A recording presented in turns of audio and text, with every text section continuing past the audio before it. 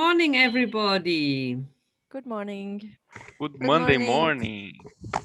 So nice you are with us again. And good morning, and nice to see you. Hello, everyone. Hello again. Really happy to be here. Hi, good morning. How was the weekend? Can I just ask how's it going so far? I know I had to leave a little early the last time. Is it going well? It went very well. I was very amazed of all the contributions of the colleagues. And it was it was a real pilot also for the games. Some games we had adjusted last minute, but it all went very, very well. At least from our side. Here you can see his happy faces, no? Okay, so should we start? Please, Maria Alejandra, floor is yours. Thank you, Sara. So welcome everybody, and thank you for being here Monday morning and for being here in our second day for this training of localizing SDGs through decentralized cooperation. I think we have new faces here. So I would like people to introduce themselves. So I don't know, maybe Virginie, could you introduce yourself?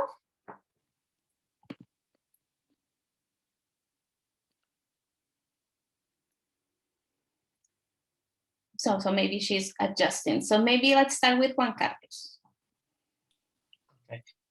Thank you, Maria Alejandra. Hello, everyone. My name is Juan Carlos Uribe, and I work with the learning team at UCLG World Secretariat.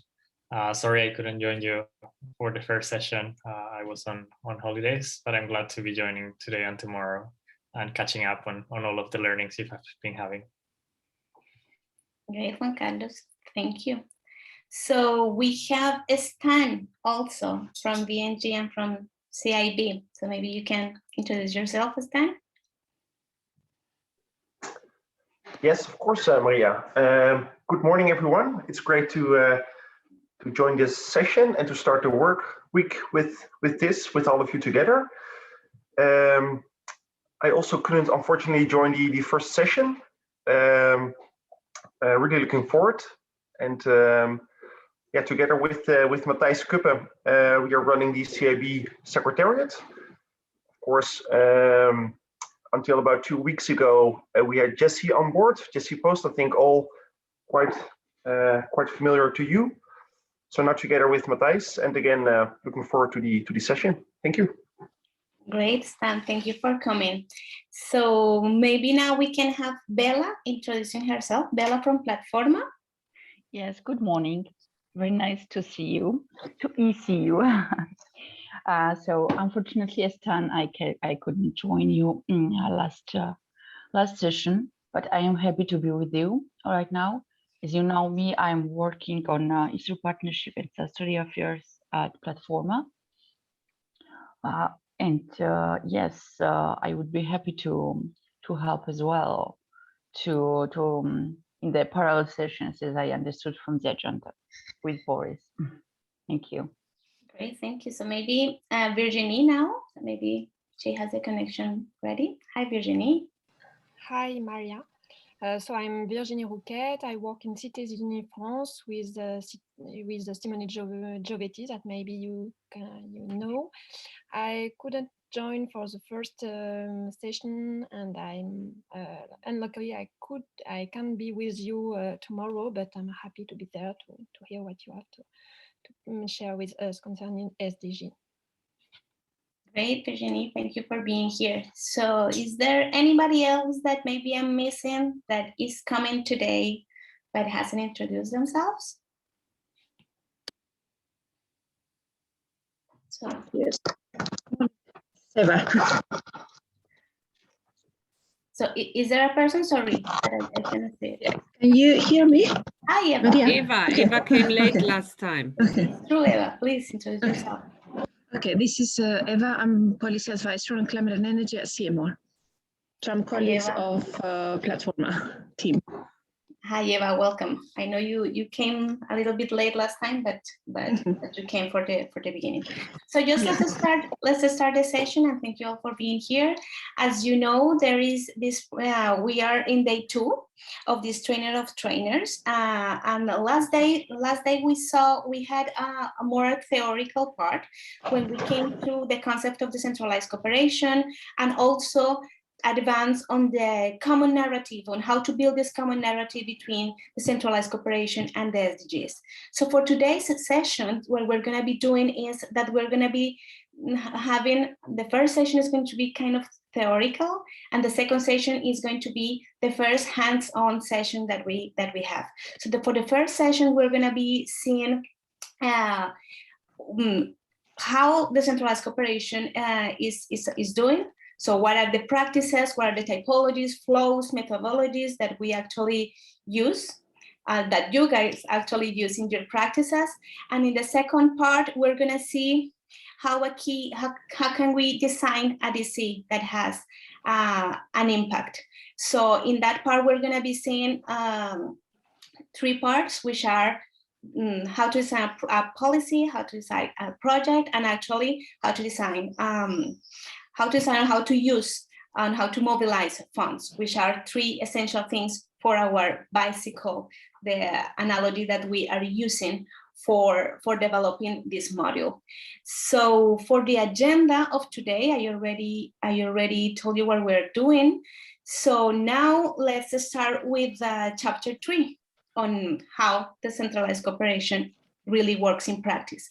So for this, as I was telling you, we're going to be visiting typologies, flows, and also methodologies. I insist you to pay attention. I know you are paying attention, but you're going to be seeing these 3 different parts with different concepts, and it's very, we ask you to pay attention because those concepts are going to be essential for the exercise that we are going to be doing at the end of the chapter.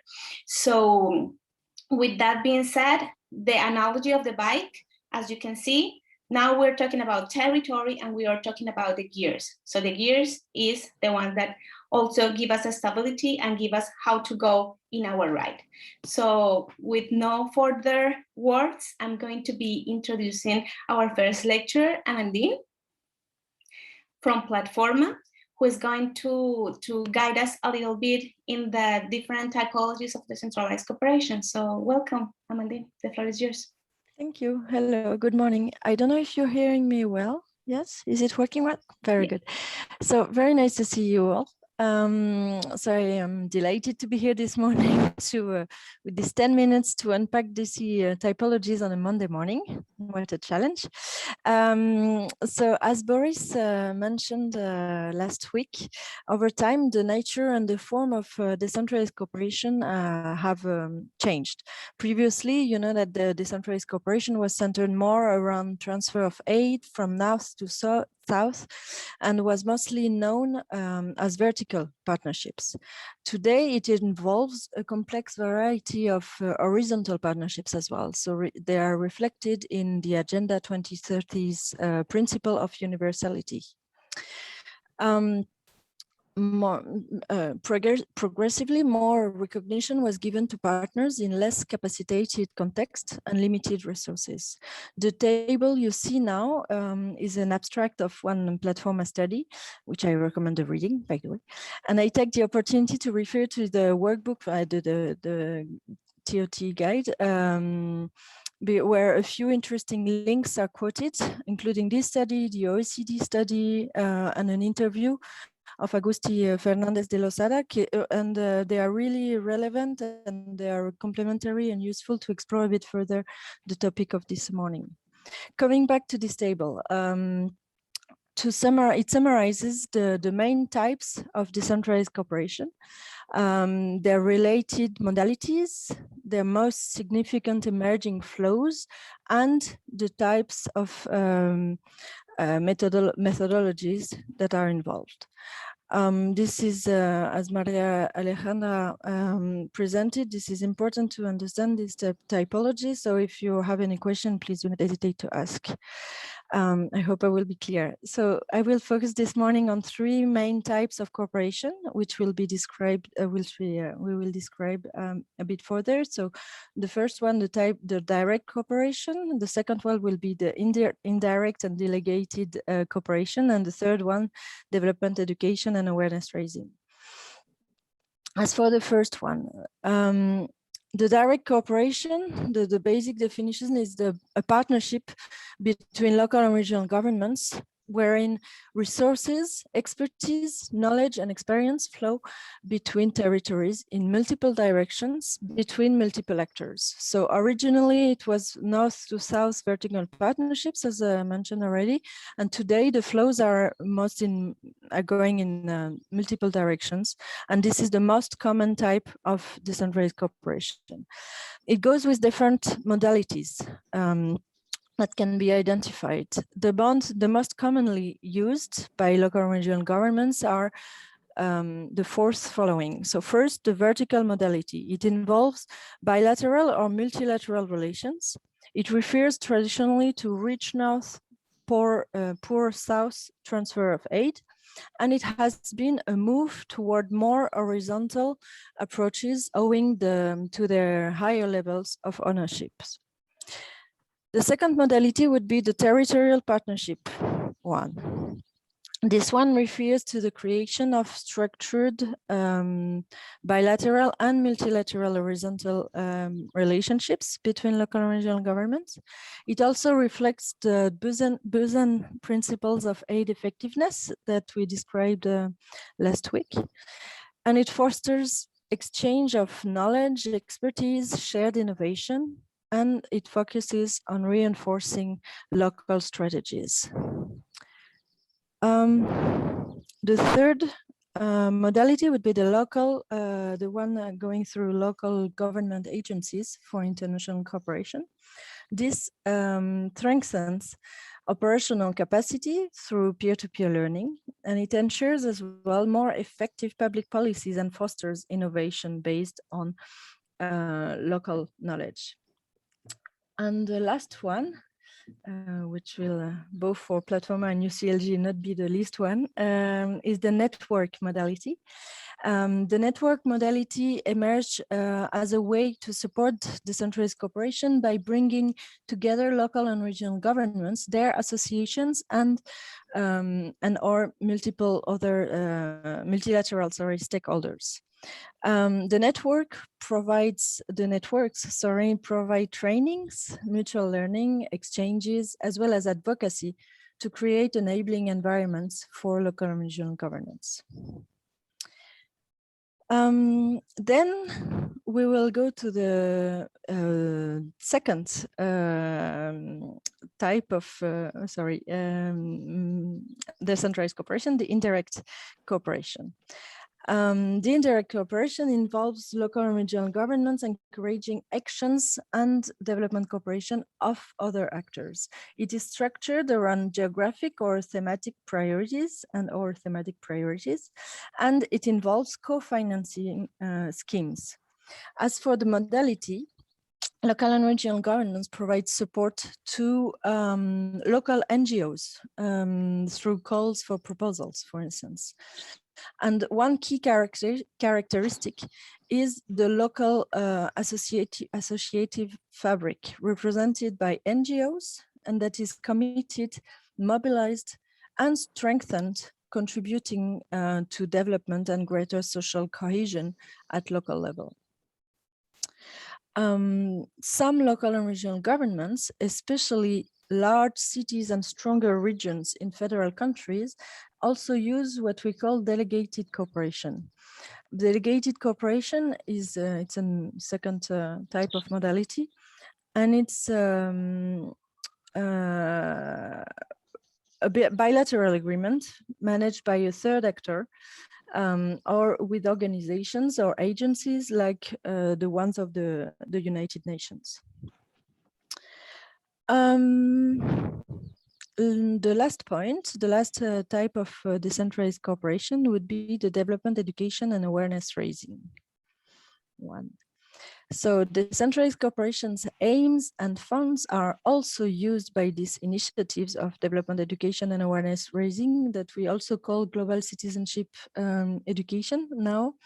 And this focuses on encouraging active local citizenship in the global arena and on promoting sustainable development goals, peace, and human rights. This can be fostered by local and regional governments or NGOs, non-governmental organizations that specialize in decentralized cooperation. Here, decentralized cooperation is also an umbrella for scholarship programs, for instance, that finance visits of students and academics from partner countries. And I think I'm not even up to my 10 minutes. So I don't know if I think we are, that's done. I don't know if anyone has a question, if it was clear enough. Can I ask something? I don't know, I still don't see it raised hand. Okay, thanks for that, Amandine, because I was not aware of all the details. In your opinion, which is the modality that works better? It's just a combination of those three elements, so it depends very much on what countries you're targeting, or is there like a privileged methodology in your opinion? Or typology in general? It depends a lot of the context. If we go back to the, we mentioned just a few modalities, but it's very interesting to dig into the methodology because here you have a lot more of possibilities to accompany to implement the projects of decentralized cooperation. So to me, I really like the technical cooperation and the exchange of expertise. I think this has really contributed a lot to promoting change through a project on a longer term than one shot than financing a one shot project, for instance. But that's a personal opinion. There are a lot of studies on that, and especially one I can give you some links here. Yeah, and I have to read the whole book, Platforma book. Exactly, that would be perfect. Thank you. So Jana, you were having a question? Yes, I just had a question. So if the project in itself is a institutionalized form of direct cooperation, yet if within the project, for example, you have less institutionalized or at least at all not formalized examples of delegated cooperation, then do you use both to define the project, or do you only use the one that is formalized and the institutionalized? So in the case of my example, for example, that would be the direct cooperation. You mean that you have? I don't understand because if you have direct cooperation, then you can. It's difficult to combine it with a delegated cooperation, or you're financing a part of the project through delegated cooperation, for instance. No. Exactly. So let's say you have let's say you have a partnership that is example of a direct cooperation. That's the main aim of the project. But within this, a large part of the project is a form of delegated cooperation, which does not involve the main two partners. So then, how do you use both as a definition for the project, or just the main one, which is the direct? That's a good question for the trainers of trainers, because I don't know how to. That's a very good question. How you characterize the project if it corresponds to actually it involves different modalities and different types. How do you do that? I don't know, Sarah. So again, Sarah, raise hand. Yeah. Well, That's a maybe good Monday morning question, no? Yeah, it's very good question, and thank you, Amandine. It was a very good presentation. There's also one mistake I have seen in our PowerPoint, because the second slide is the indirect cooperation, so apologies for this. But I think, of course, most projects combine. No, this is absolutely true. And what we were wanting to say also with the graphic, as you see the open circle and the closed circle, The point, of course, direct cooperation is in a way, maybe an ideal way, because it motivates, at least from our perspective, from our perspective of local governments, it motivates and creates a footprint in both local government, because both engage and you have a deeper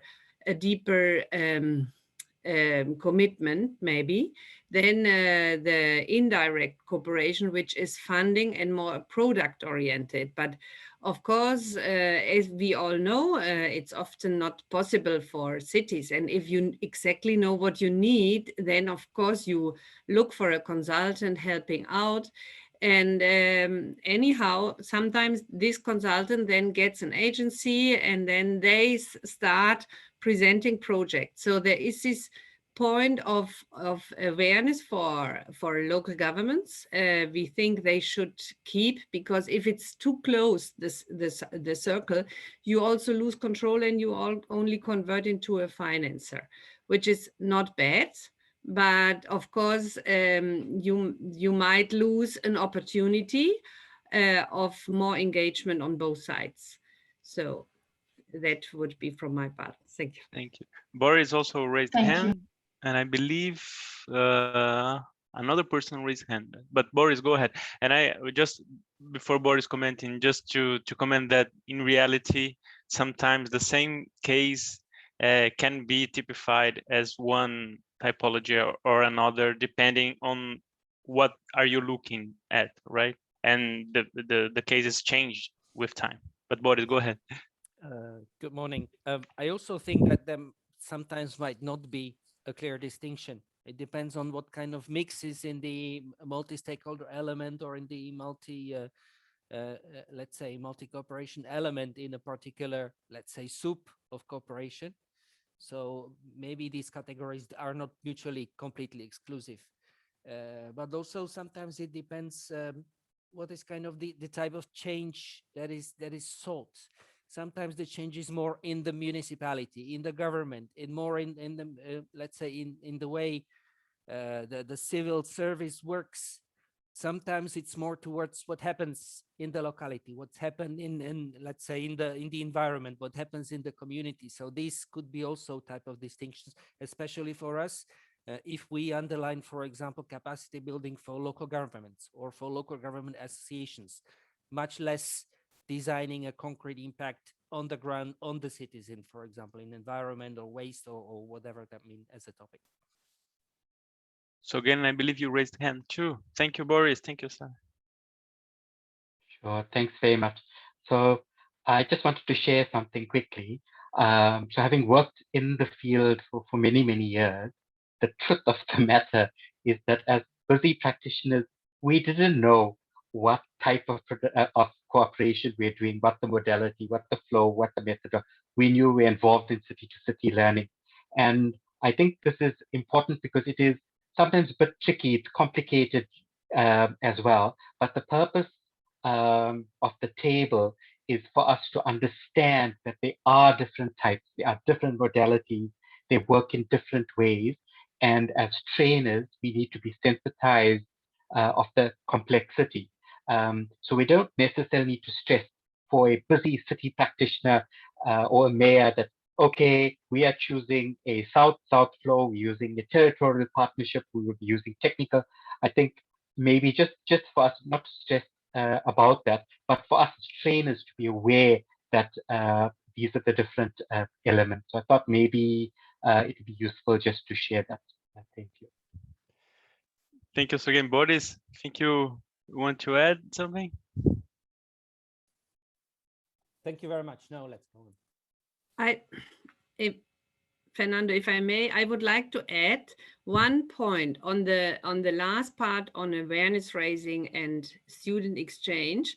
So when you read the OECD study, and it's not necessary that everybody reads this study, but it is striking that you have countries or cities that spend a lot of in student educational purposes, which are really far away from actual cooperation thinking and cooperation projects. But they are a big share of finance. So this is maybe another aspect why we also need to look at this together, because it is all falls under financing decentralized cooperation.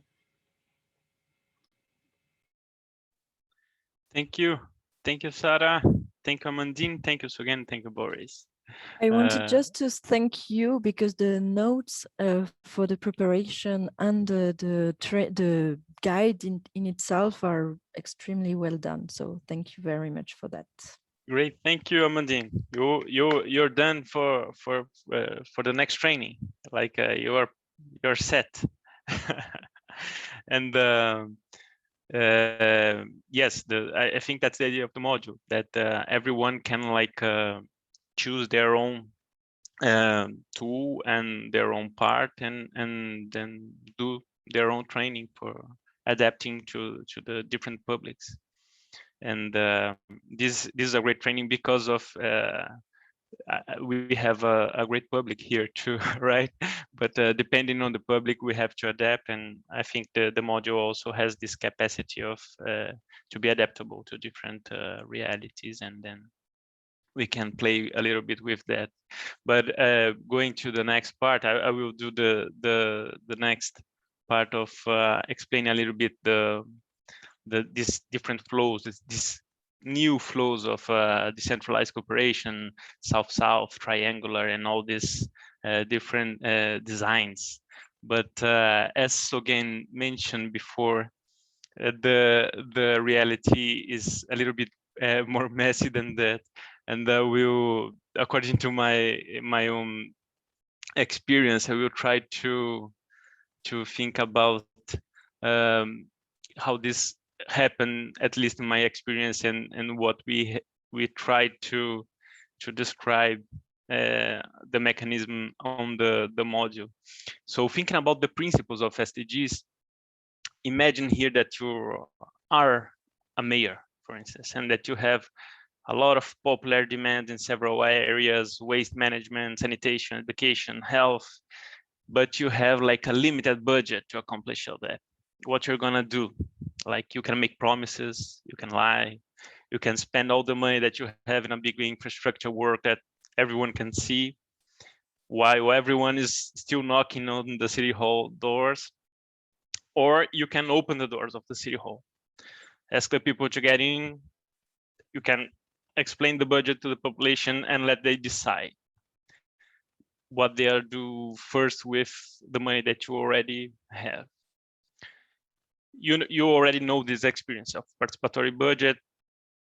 It has been transferred as a public policy around the world, not only global South, but also in the global North.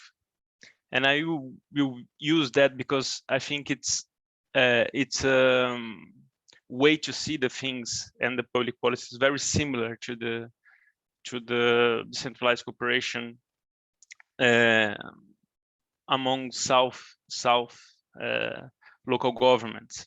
Imagine here that you are an international relations secretary, and you also have a lot of demands. You have the political priorities of your mayor, you have the city councilors asking you to do explanations, asking if you what you do is political tourism. You are spending public money on international trips. They want to see concrete results of your cooperation. Local universities want to study the effectiveness of your policies. They want to create indicators. Civil society organizations want to dialogue with you. Citizens, they don't understand what you do.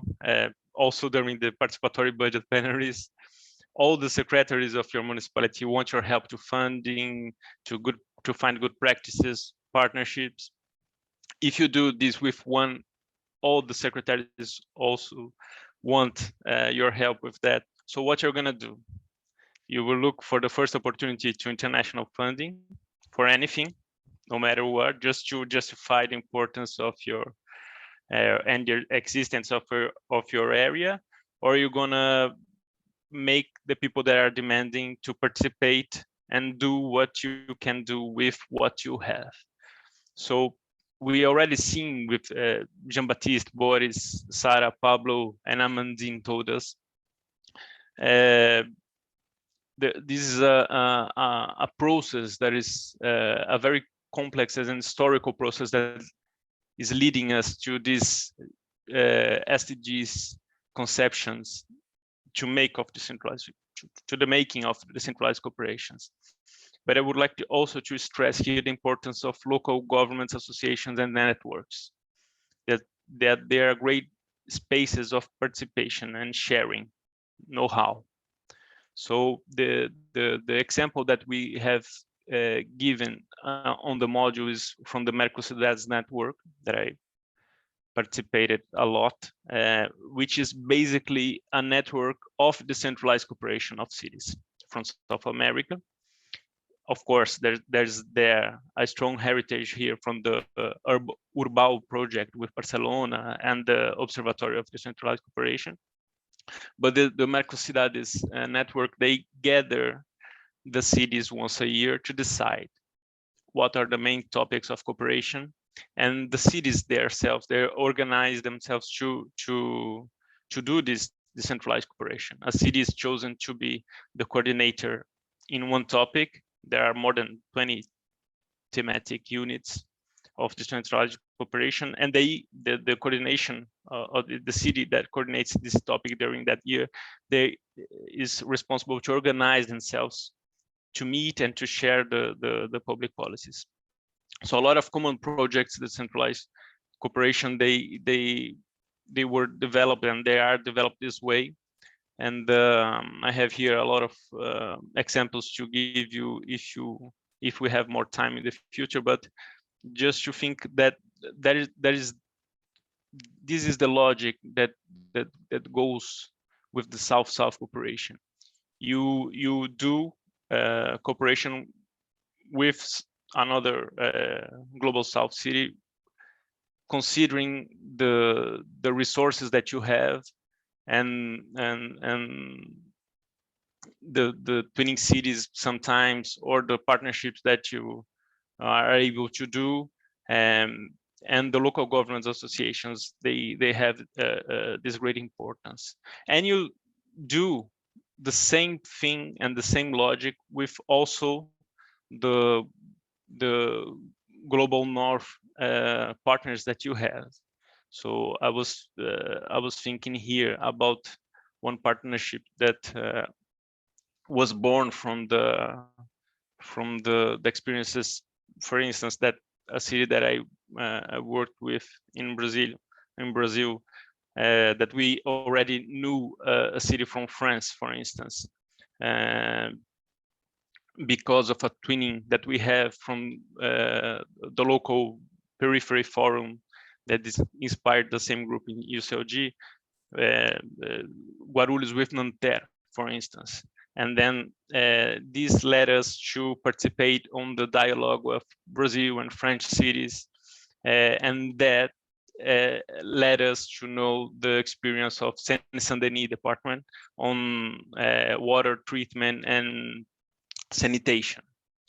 And we already had the twinning with the city of Maputo, and the Seine-Saint-Denis had the twinning with Matola, and then in Mozambique they also they are in the same metropolitan area of Maputo.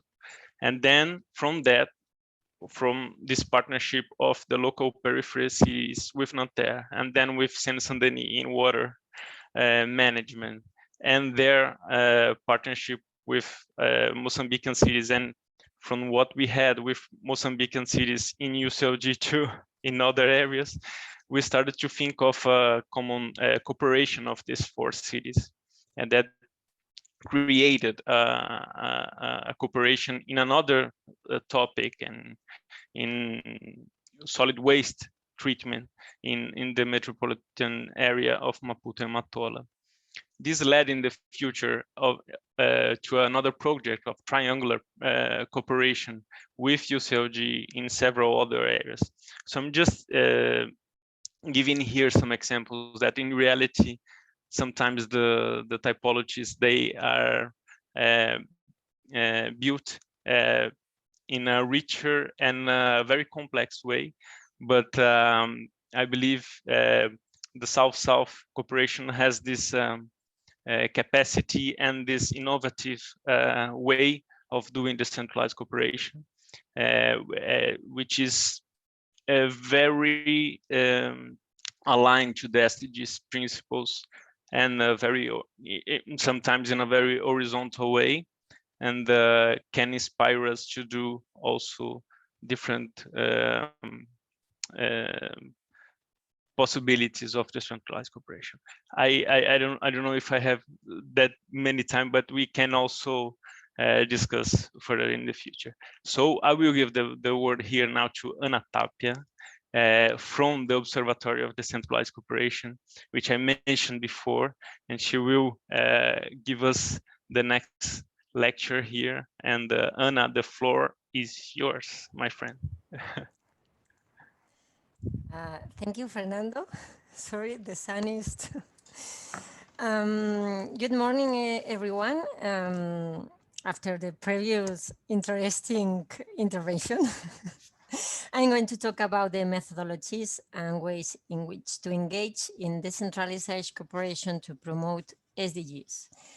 There are many ways or methodologies, some format, whatever, in decentralized cooperation that we can use to encourage and strengthen the capacity of local and regional governments in order to advance the implementation of 2030 Agenda and the SDGs. But in this module considers 5 interventions or methodology as a good example to do this.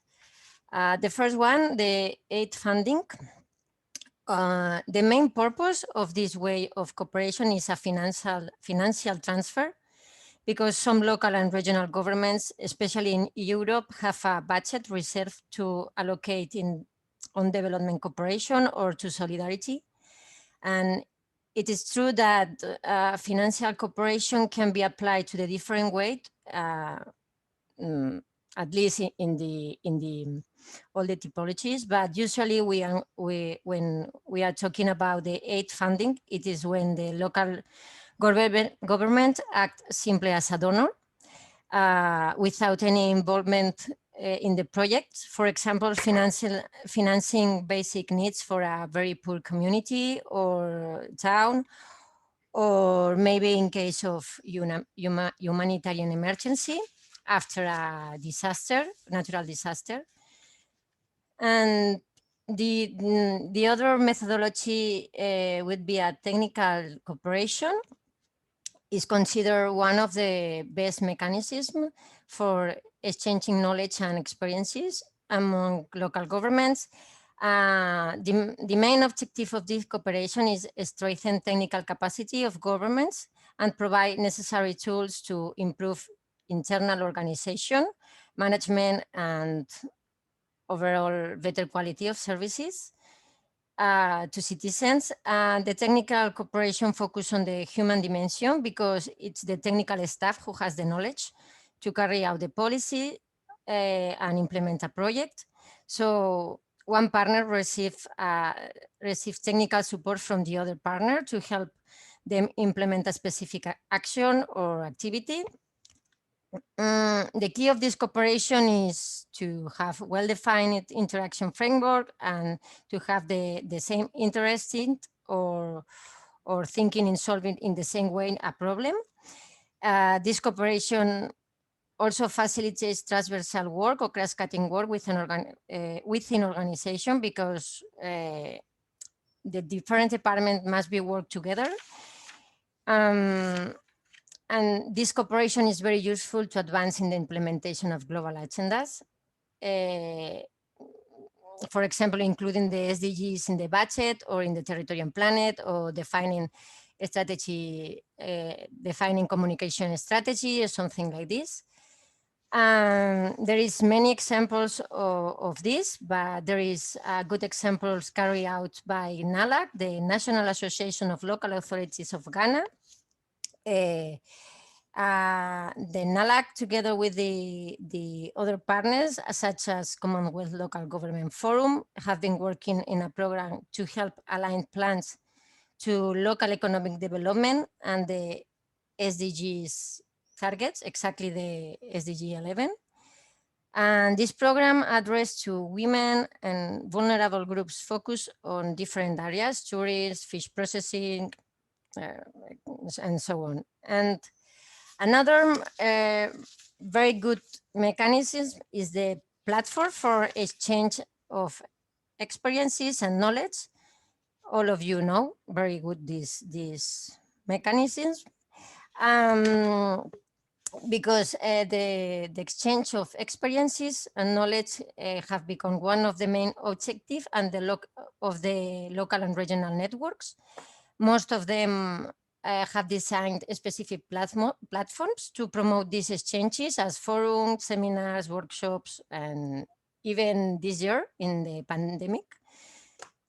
This platform has been one of the most used exchanging mechanisms, fully adapted to the new reality with the technologies. And if we are thinking in localizing SDGs, this platform for the exchange of knowledge have also become fundamental instrument. It's true that to understand this kind of intervention, it is important to distinguish two types of platform. The knowledge programs established and promoted by the multilateral organization, like, such as United Nations, and those that are organized by the local and regional governments within the framework in their respective collaboration networks.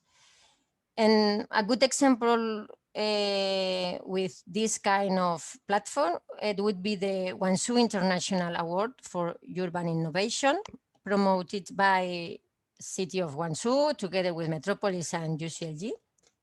And this award was created in 2012 with the aim of promoting more innovative and sustainable cities. But now,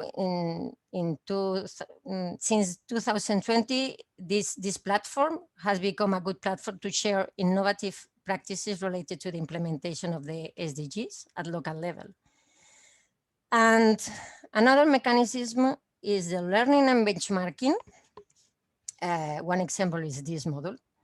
The main objective of this way or this mechanism is to provide local and regional representative with the necessary tools and knowledge to development good policies in order to provide better services to citizens.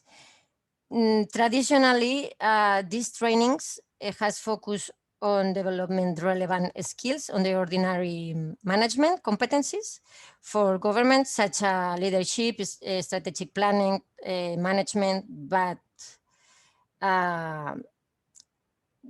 they can also train in specific topics like resilience, economic development, or mobility, gender, and whatever. And the learning is very good way to share the day-to-day practice and for all the participants in the trainings and to improve all their competencies.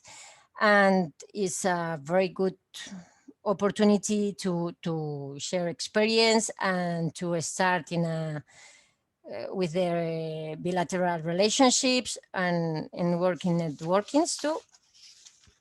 And of course, it's a very good way to work in the field of the SDGs and implementation of the 2030 agenda. And one example of the learning and benchmarking is the Observatory for Decentralized Cooperation, European Union and Latin America, which Fernando mentioned before.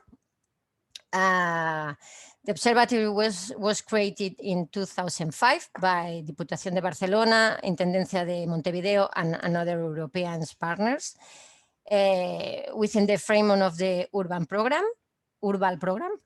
And during these years, the observatory has promoted the role of the local governments in the international sphere and advocated decentralized cooperation as a key public policy instrument to promote development. And the learning has been one of the main tools, different kinds of learning.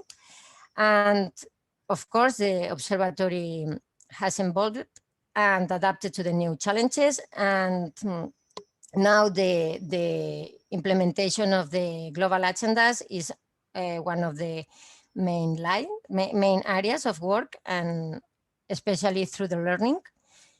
And the last mechanism is the policy development for cooperation, and for me, or in my opinion, is the most important, or one of the most important, because if one local government is interested in working in the international sphere or in decentralized cooperation, should design a strategic plan or a strategic line of action,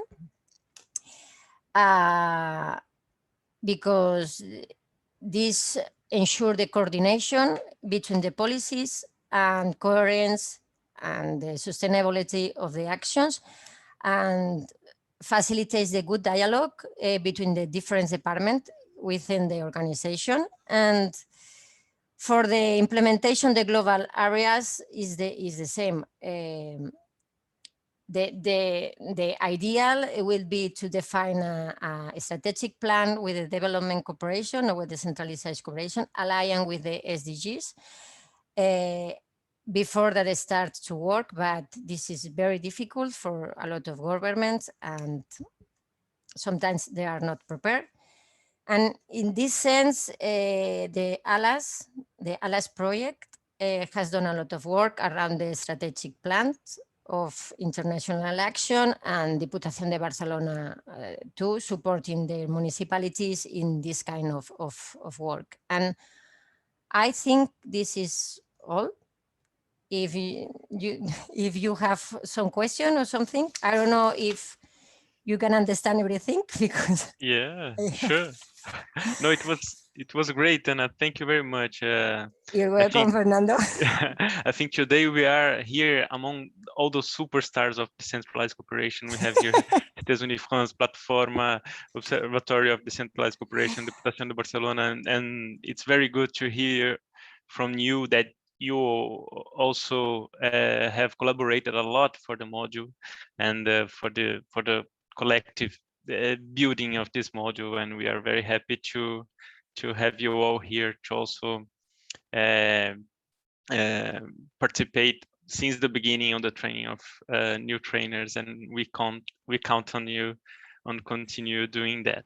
So now, before we start discussing more, we are gonna try to do the first exercise of the day to like apply with concrete cases, try to understand how those typologies can be identifiable with different cases. So we will have three groups.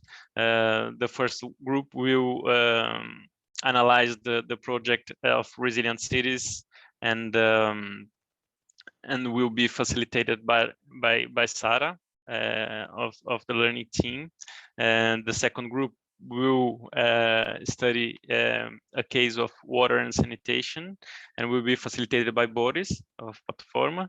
And the third group will study a case of waste for employment case of Borning municipality, and will be facilitated or will be presented by Sarah of Platforma too. So let's go to the groups and let's see how those typologies are applied in practice.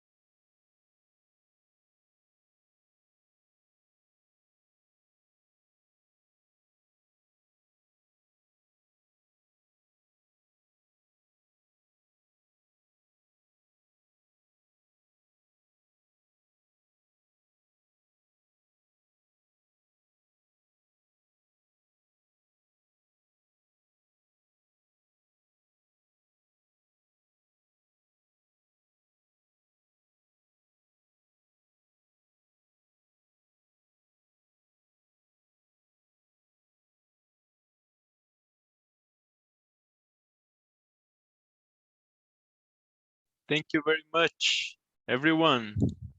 Thank It was you. very interesting for our part here.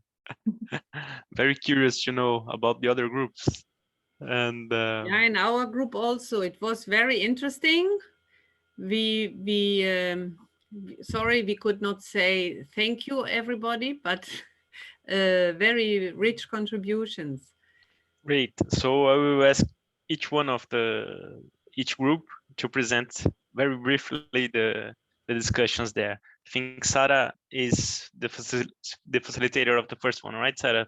Please go on. Yeah, but we have our presenter is Jaume, and the case was presented by Jana in case she will complete. Jaume. Okay, good morning, everyone. So our case was focused on the issue of resilience. So there was 2 partner cities, Bonn in Germany and La Paz in Bolivia. And the main focus of this project was to build institutional capacity on resilience, on environmental capacity in La Paz, but also the project was affecting the city of Bonn itself. There was, for example, some training programs and educational activities at schools that were also happening in Bonn. There was external actors involved, especially a network of scientific institutions in Bolivia and Germany. So not just so you know that there was other actors involved. And the focus was on reducing the volume of solid waste also, etc., etc.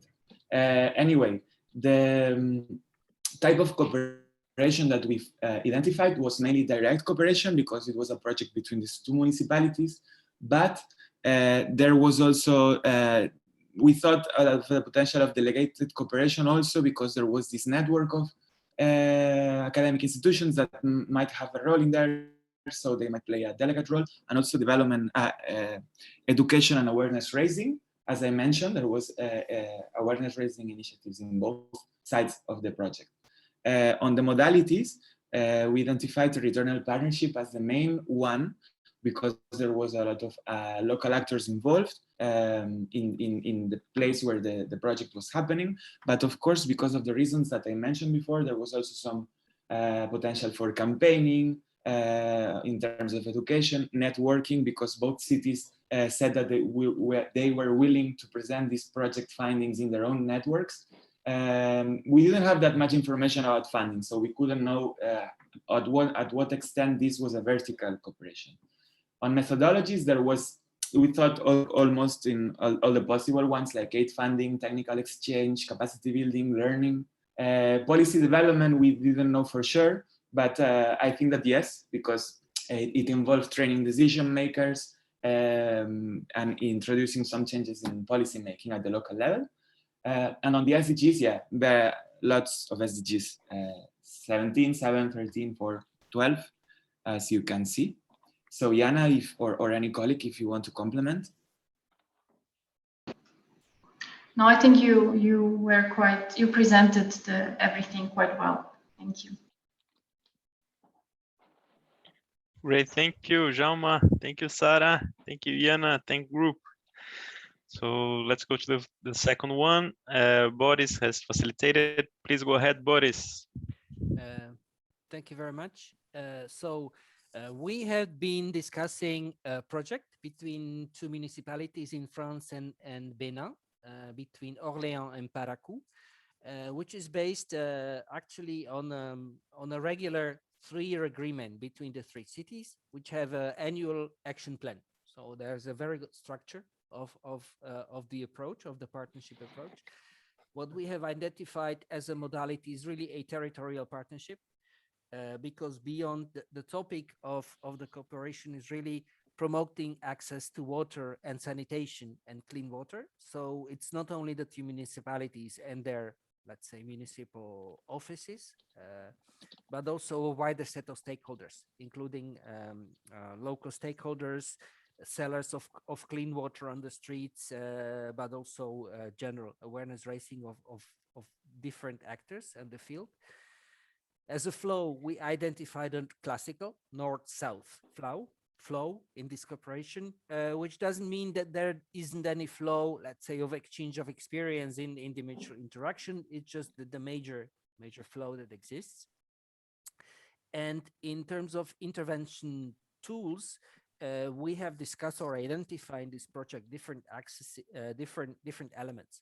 First of all, the city itself needs to improve services, needs to improve capacities, and learn about provision of services and clean water. Obviously, there was a second element, which is local economic development, looking at the water as a sector, looking at people who make livelihood from selling clean water. One of the elements was really very normative, looking at the implementation of ISO standards within the municipality. So there's definitely a lot of capacity building and developing of internal processes, lots of training. So the next part is in training of stakeholders, definitely in the municipality, but also wider stakeholders in the population. And then including informing and raising awareness amongst the population. We have as SDGs, we have the obvious, we have identified SDG water and sanitation, but there is a wider impact in having and providing clean water and having a good management system in the municipality. So we expect this would also improve good health and well-being, but also sustainable cities and communities. One aspect of the project was also heritage and tourism. We didn't explore its direct link with the water issue specifically. And SDG 17, obviously partnerships for the goals, have we seen partnerships being set up also structurally. So having every 3-year renewal of the partnership between the two municipalities. The interesting question in the end we have been discussing is at what point does it make sense to bring in SDGs into a decentralized cooperation project? Is it in the beginning to say we are going to address SDG 6, 3, 11, or is it in the end where we say, look what we've done, we have contributed to 8, 3, 6, or 17, so far, I mean, the discussion doesn't have a one answer. It probably makes sense to have a look through the optics of SDGs throughout the project. Also from the beginning, to look into where we want to go, what kind of goals we want to achieve, but also for projects we have not been designed with this in mind, we can still do what we call labeling. That means looking into existing activities and look into what different dimensions they contribute to sustainable development, also in the framework of the 2030 agenda. Thank you. That's great, Boris. Thank you. And that's a great potential that the SDGs are bringing us to give this common universal language for decentralized cooperation, right? With the same indicators, we managed to build them, and concretely, we can think of different projects and initiatives in a good and common objective. So the third, but we will discuss more on that in the end if we have time. So the third group, I think Federico will present the discussions. Thanks. It'll be like a nice joint effort. I'll do the first part, and then Stan will jump in around interventions and tools. Yeah, our project was a waste management project that joined an aspect of employment, and it was between Belgian cities and South African cities. So we firstly identified it as a direct cooperation between the different municipalities. But interestingly enough, there was a part of the project that went into education awareness raising. So we discussed this after kind of that other type. I think what we had mentioned earlier during the presentation is what happens when we have this different types of cooperations. So in the end, we had a kind of clear direct I mentioned to direct cooperation, but there was definitely a big component around development, education, awareness raising. And then that led into this aspect of the evolving concepts that I think went in throughout the entirety of the discussion, like how the project has evolved from the initial to the end.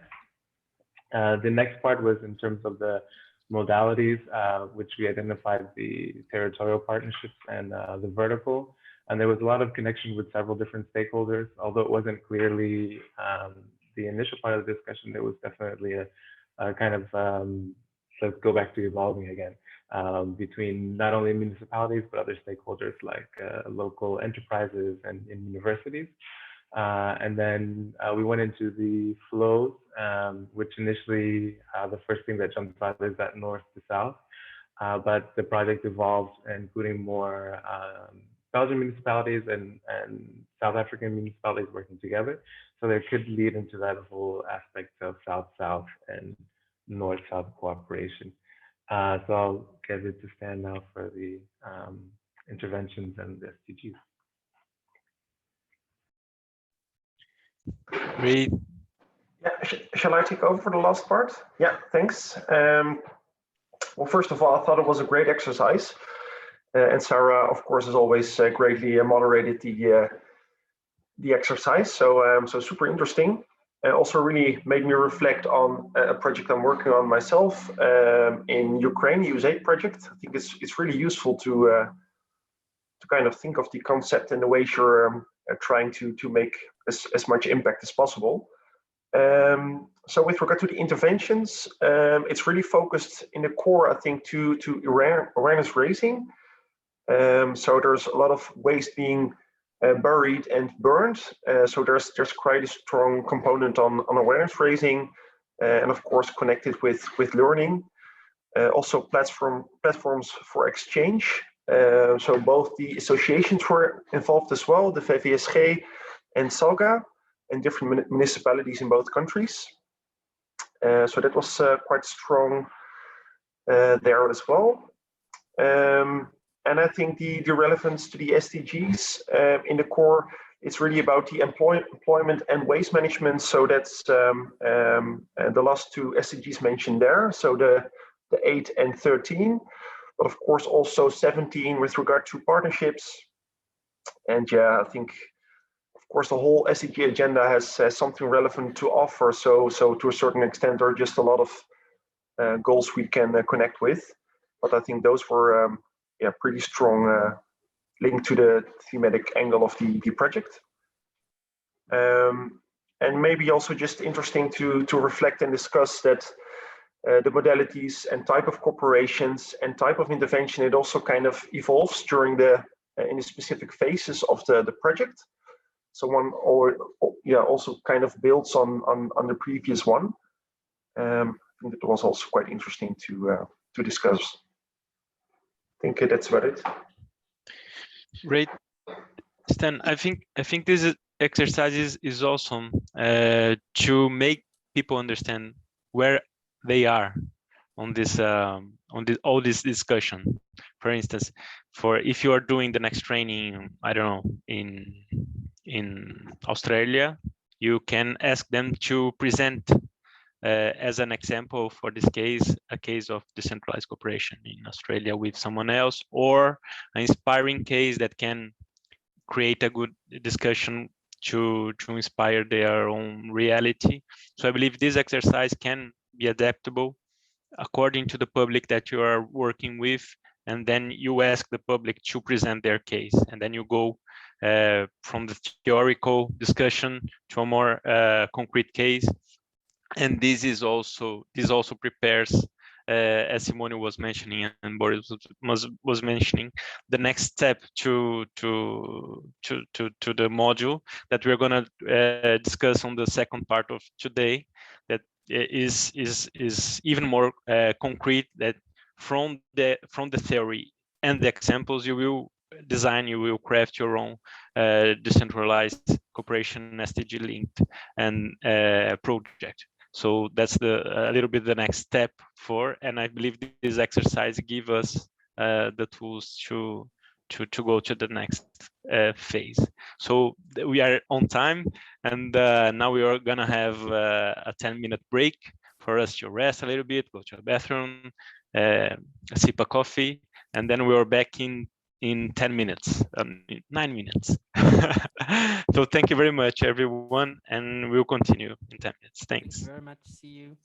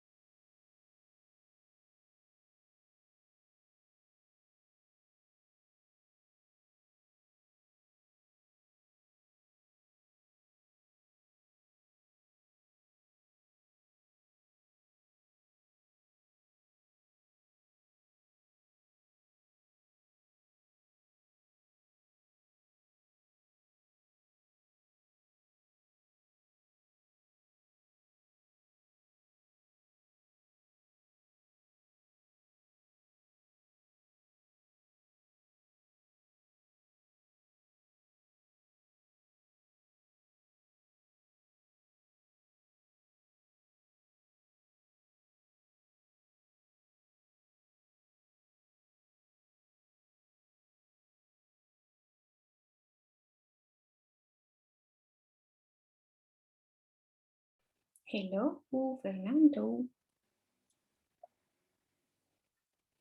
Hello, everyone. Hello, Mariale. Everyone ready for our second part? Everyone. Where are you? Hey. How's the coffee? Good. There's some people eating bananas. I see. Oh, that's great. Nutritional. Yeah. Potassium. For energy. Yeah. What comes next? So that this second part is great, and I would like also to mention that we can and we will continue using a different kind of materials, and then those materials you can also use online, not only the murals but the videos that we are producing with the help of SDGs, and the idea is also to make them available for you to use on your own training, and then we can also think of different materials if necessary according to the needs of each one. So this second part, Sarah, I believe you want to say something? It was just a little piece when we were looking to the slides. Also, as we are now, this is a pilot, no? So another piece, we need to look at the source when we use a South-South modality. This we took from the Platforma study, but that is a source that is actually from the CPMR. So just if you are going to be trainers, this is important, and we will anyhow look through the sources, but that the sources are well quoted. No, this is something sometimes difficult. In case, apologies for this.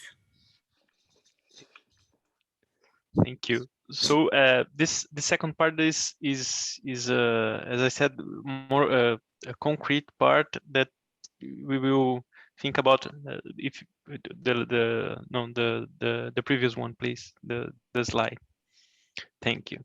So we're gonna think here about the if we think of the bicycle analogy here, basically on the policy part, on the wheel of that should go in the front, right? So when we consider the policy of and the priorities, and the wheel of, if you have two different wheels, the wheel of the project that goes behind. I remember that on the first day we chose on the UCLG case, which we have chosen two different wheels. So each one for the project and another for the policy. So you have to consider first the policy and then the project, but then you go with the energy that moves the bicycle ahead, and then all the funding discussion. And here, as we already have discussed a little bit on the South-South, not always is the funding is financial necessarily, right? The know-how, the technical expertise, the different kinds of capital that you can use for the cooperation that sometimes are as useful as the financial one, so, and more participatory. So in this first part, we will we discuss on the how to craft, how to design decentralized cooperation. And here I will use a material that we produce with SDGs. So we will share the screen with you.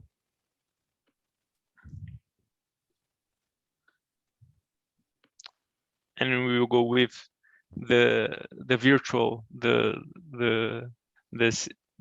video of SDGs. Oh, sorry, I did not share with the sound. I have to share the sound. so we can, oh, there you go.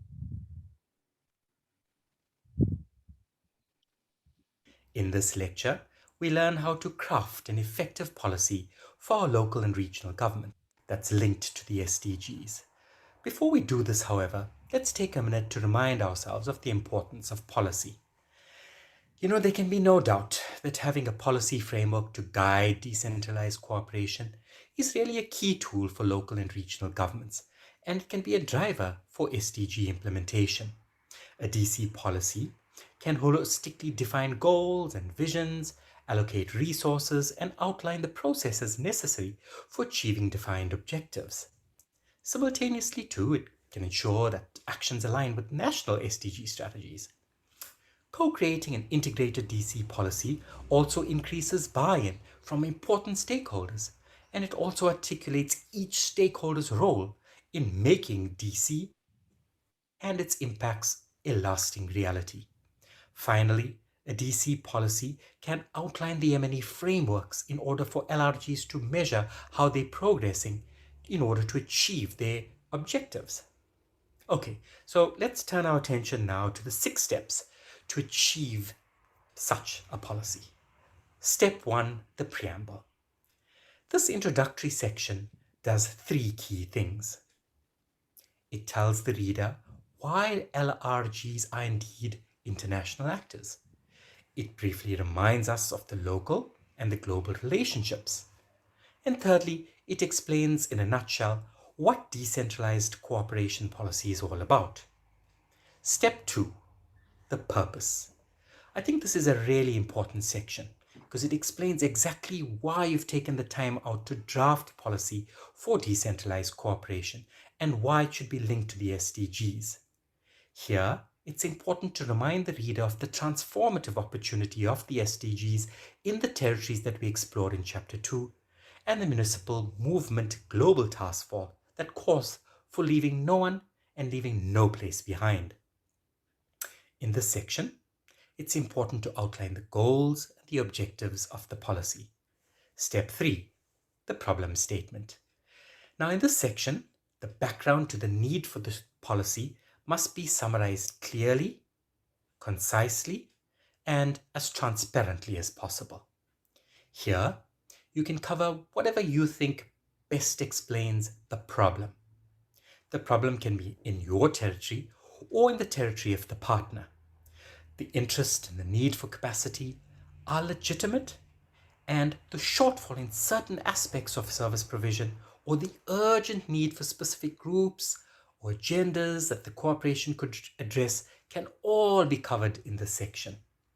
Whatever the content, again, it must be clear and include all important aspects related to the drafting process, the research that's conducted, the consultations involved, and any possible compliance issues. Step 4, the actual policy. Now, without a doubt, this is the heart of the framework and explains all of the rules that are to be put in place. As outlined earlier, the policy entails the commitment of leadership to achieve specific and generic targets. Step 5, procedures. It's in this section that we address exactly how to achieve the task. Here, we must outline how the stakeholders can work together for achieving SDGs. Of course, we acknowledge it's very time intensive, but ultimately it allows for integrated and people-centered work. This part of the policy outlines a set of guidelines or rules as to how to make policies effective and recognizes the engagement of technicians beyond departments and even beyond your municipality. We may also want to include an outline for an implementation plan here. Finally, step 6, policy evaluation and review. Now in this final section, we evaluate what we've done. Remember that the international agenda is a wonderful opportunity to show the work of cooperation as well as of the municipal services that help to achieve the SDGs. The evaluation suggests mechanisms for checking achievement and even amending the policy, as well as reporting and communicating on all the work done. This last part of the policy is important because it ensures that the policy remains relevant in an ever dynamic and ever changing socio-economic political context. Good luck with drafting your policy process.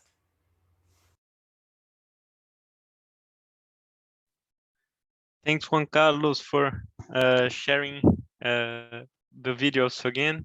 And I believe that will depend on the internet connection of each one to see better with more precision. But as we have here, and so again, this is not on the agenda, but as we have here, so again, I would like to give him the word for him to complement if there is anything else about the craft of the policy of decentralized cooperation linked to the SDGs. Again, floor is yours. Thanks so much, Fernando. So I'm not sure, I'm having a little bit of challenge with my camera. So I click start video and stop video, but somehow when I click start video, you aren't able to see me.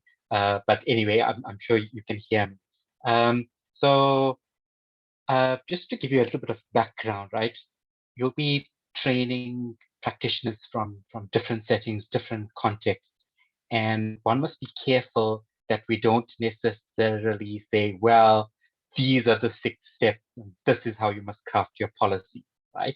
I think it's really important to say having a policy is critical, and the video talks about why it's so important in terms of the reasons. And each LRG might want to frame their policy that's consistent to other policies in their respective LRG. So I think that's important. We're not trying to be prescriptive by no means. So, but just to give you an idea of where these steps came from, Durban had, so that was where I worked for many years, had an audit. And one of the major risks that we identified by the audit committee was that we didn't have policies in place. And so our chief policy analyst was sent to Johannesburg to attend a training program by the Development Bank. And they had suggested these 6 steps from the preamble, the purpose, the problem statement, the actual policy, the procedures, and the whole M&E. So that's the background. One can use any policy framework, but these 6 steps worked very well with, for Durban. And all of our policies, we set up a little policy vehicle, a policy committee, and all of the policies followed this framework, and we decided to churn out the policy. So without going into the details for Durban, we chose not to have a preamble. We stated explicitly what the purpose would be, and we focused around city-to-city learning. The problem statement articulated that in Durban, we didn't have a policy, and the intention here is to come up with a clear set of guidelines. The actual policy then went into all of the rules. It set out all of the principles, that it must be very much around mutual learning and sharing, that it's about learning together, and it articulated how all of the rules that the Durban policy will be put into place. And the procedures, in essence, talks of how the process will follow. As local government, what is our mandate? How are we going to work together? What would be the roles and responsibilities of the IGR department, the planning department, and for example, MILE, which is where I worked. So it will outline who is going to make the policy happen. And the last section kind of suggests how we're going to evaluate what we've done. So Durban worked with Namibia and worked with Malawi, for example. How are we going to assess whether that policy did make sense? So I thought I would just add some of the kind of cautions and some of the background, and I hope that's useful. And sorry, you can't see me, but I can assure you I am sharing my video, but for some reason it's not showing. Thank you. Thank you, Sogen. You're always great, and we can imagine you from the video that we saw. So till next time, we'll see you again. Thank you very much for your contributions. And yes, of course, DC policy cycle, as our module 2 was also with the policy cycles linked to the SDGs, they are adaptable to each one's reality and situation. But I think they give us a good lead to think of the case. So we'll go to the next wheel, which is the project wheel, that Sarah and Boris will explain a little bit different kinds of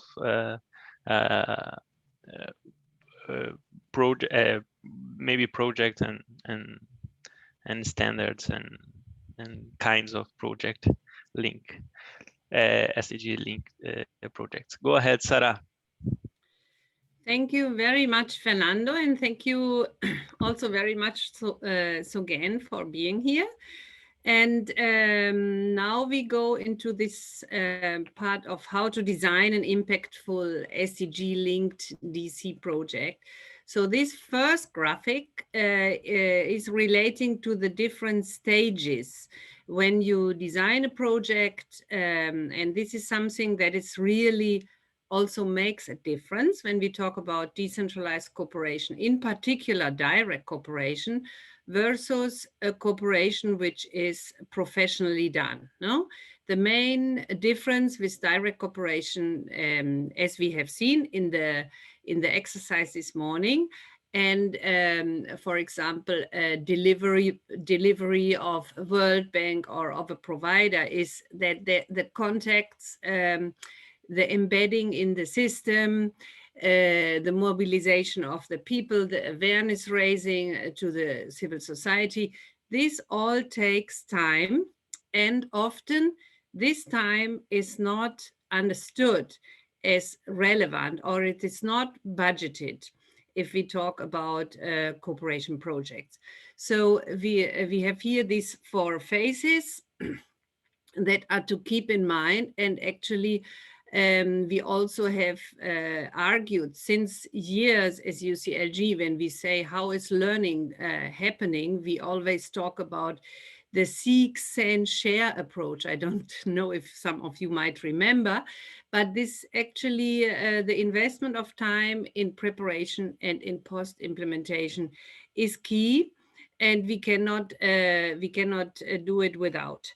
So this framework has 4 key components to structure the decentralized cooperation projects, a process with a consideration in each. So the first one, as you can see, getting agreement on the form of the project, the reasons for the interest of the key partners, the type, the modality, and what could be possible interventions and scopes. So this is often a visit, this is often a talk, this is often meetings, and a little bit setting the ground, and sometimes this can be a very long phase.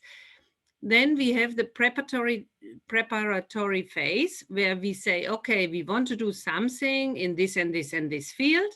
And so we need to conduct assessment, define objectives and stakeholders, do a realistic time frame, and start committing funding. After this is the 3rd step, which is the care moment for the enabling condition during the implementation phase. So the implementation phase is, of course, a lot of reporting. We have probably funding, we have donors, we have actors, but it is not only them that are active we are not only there to implement and deliver a product. So during this phase, the implementation phase, it's very important to remind that we need always to broaden stakeholders, to build trust, so that really cooperation is functional, and we also know what we are doing. We ensure the views of the peers on the world is similar. I mean, we of course work in a political environment with political intentions, and this is an additional motivation or also a demotivation factor.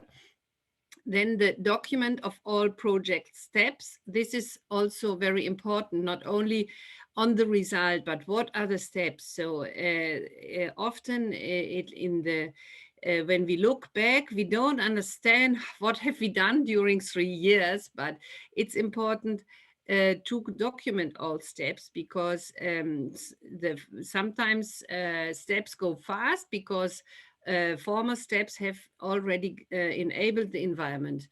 Design and innovate methodologies and remobilize leaders constantly. Of course, we work in an environment where sometimes leaders are changing very fast.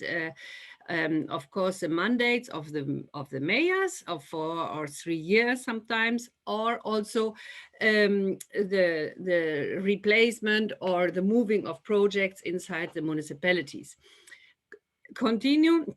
In the last phase is continue the post-implementation. So that part is also important, so that stakeholders and partners can relax and do not feel responsible eternally. In particular at cooperation, sometimes it's really difficult to find the exit. When should I close? This is, of course, important to have a fair expectation and response relation between the partners, and a simple but constant communication, and another and a final assessment, so to see progress.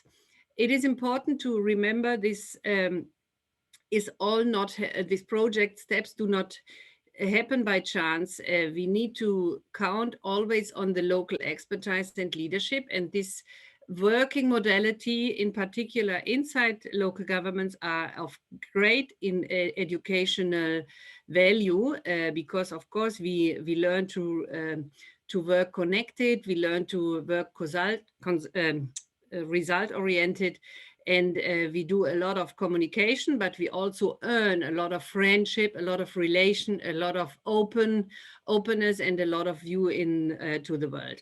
So now in the next slide, we will see then how is a project, in particular reporting, designing, and the steps, how is this done? So if I have these intentions all in place and clarified, then it is on us to go to the project. And here we have one very important methodology. And I'm very happy we have a big expert on this methodology who will explain us logical framework. And it is Boris who will now do this. Boris. Thank you very, very much, Sarah, for this great introduction, especially to the overall, let's say, long-term overarching logic of any intervention. And now we're actually coming much more to what we call the nitty-gritty of every project, is then with all these wonderful goals and all these wonderful, let's say, aspirations that a project has, how to make it work, how to make the wheels turn, how to make it actually work on the ground. So different methodologies for this are around for a while. And one of them is let's say, the mother or the father of all the modern methodologies. And just to your maybe orientation, the logical framework approach is just about 50 years old.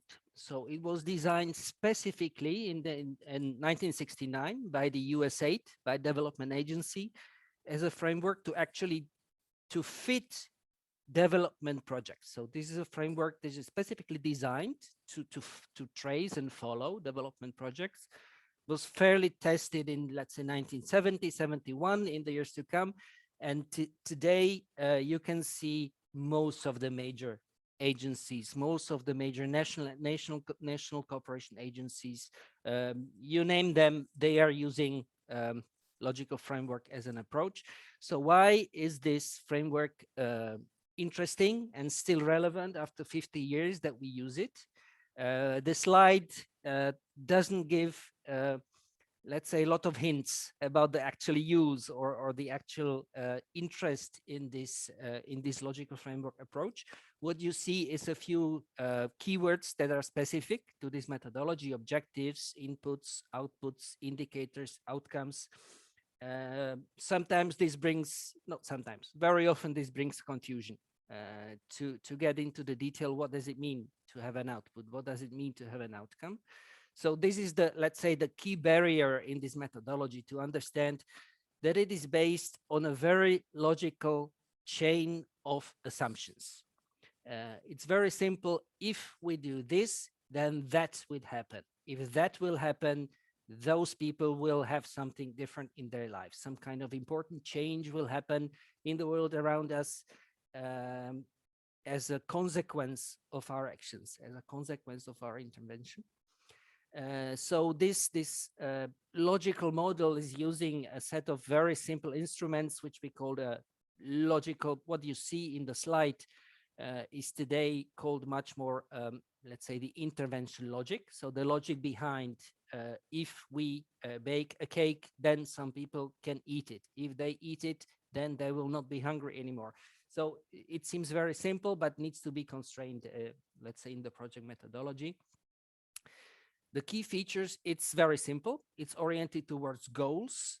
So something we want to achieve on the midterm or on the long term. And it does allow to describe quite specifically the hierarchy of the thinking. So we have some kind of, let's say, logical map in our minds, what will happen if we inform people about certain issues. But this methodology actually allows to monitor and prove that our assumptions are correct and that we are actually achieving the transformational potential that we want to achieve. As a very simple illustrative example, your idea might be to change the behavior of a certain group of people and ask them not to, I don't know, throw their trash on the street. So you say, we will do an information campaign with children in mind. Our big outputs, what we do, what we produce, will be lots of articles, tweets, and posters. But in the end, what you do in this kind of approach is just to produce outputs. That's what you do. That's what's under your control. But you have no idea. Do my outputs, do whatever I do, does it actually change the thinking of people? So here come the indicators. Here come really the measure, the speedometer or your thermometer to actually take the actual temperature and transform it into figures to convince you that actually what you're achieving actually has a progress. So measuring progress through indicators is really an important key to understand, am I achieving the outcome and I'm reaching my goals, or am I just turning around, spending a lot of money, doing a lot of activities, but actually not moving from one spot because my logic, my let's say my assumptions and my intervention is not very much designed.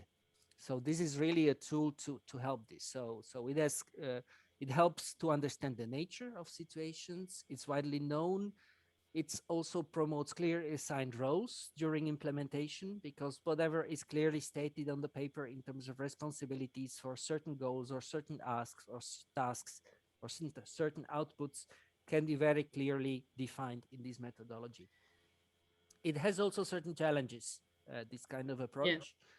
Yeah. And the challenges is it lacks, let's say, modern approaches to multi-actor, multi-sectors interventions. It's clearly a simplistic methodology towards one particular intervention.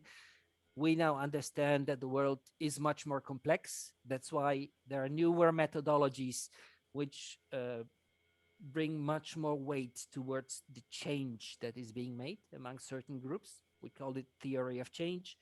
There are certain updates to this methodology that speak much more about what people learn, how people exchange, how they personally transform. Maybe Sarah will speak about that a little bit later on the next slide. But also the risks are in complexity, because especially with today's approaches, with multi-stakeholder approaches, multi-level approaches, everybody has certain stakes, everybody has certain interests, and they want them to be transformed into outputs, into goals, into indicators. Everybody wants a bit of piece of the methodology, which sometimes dilutes the simplicity and clarity of the message, and can result in a very complicated framework of objectives, indicators that almost nobody understands, and everybody is working very hard to put them into practice, but in the end it's really can be a futile exercise.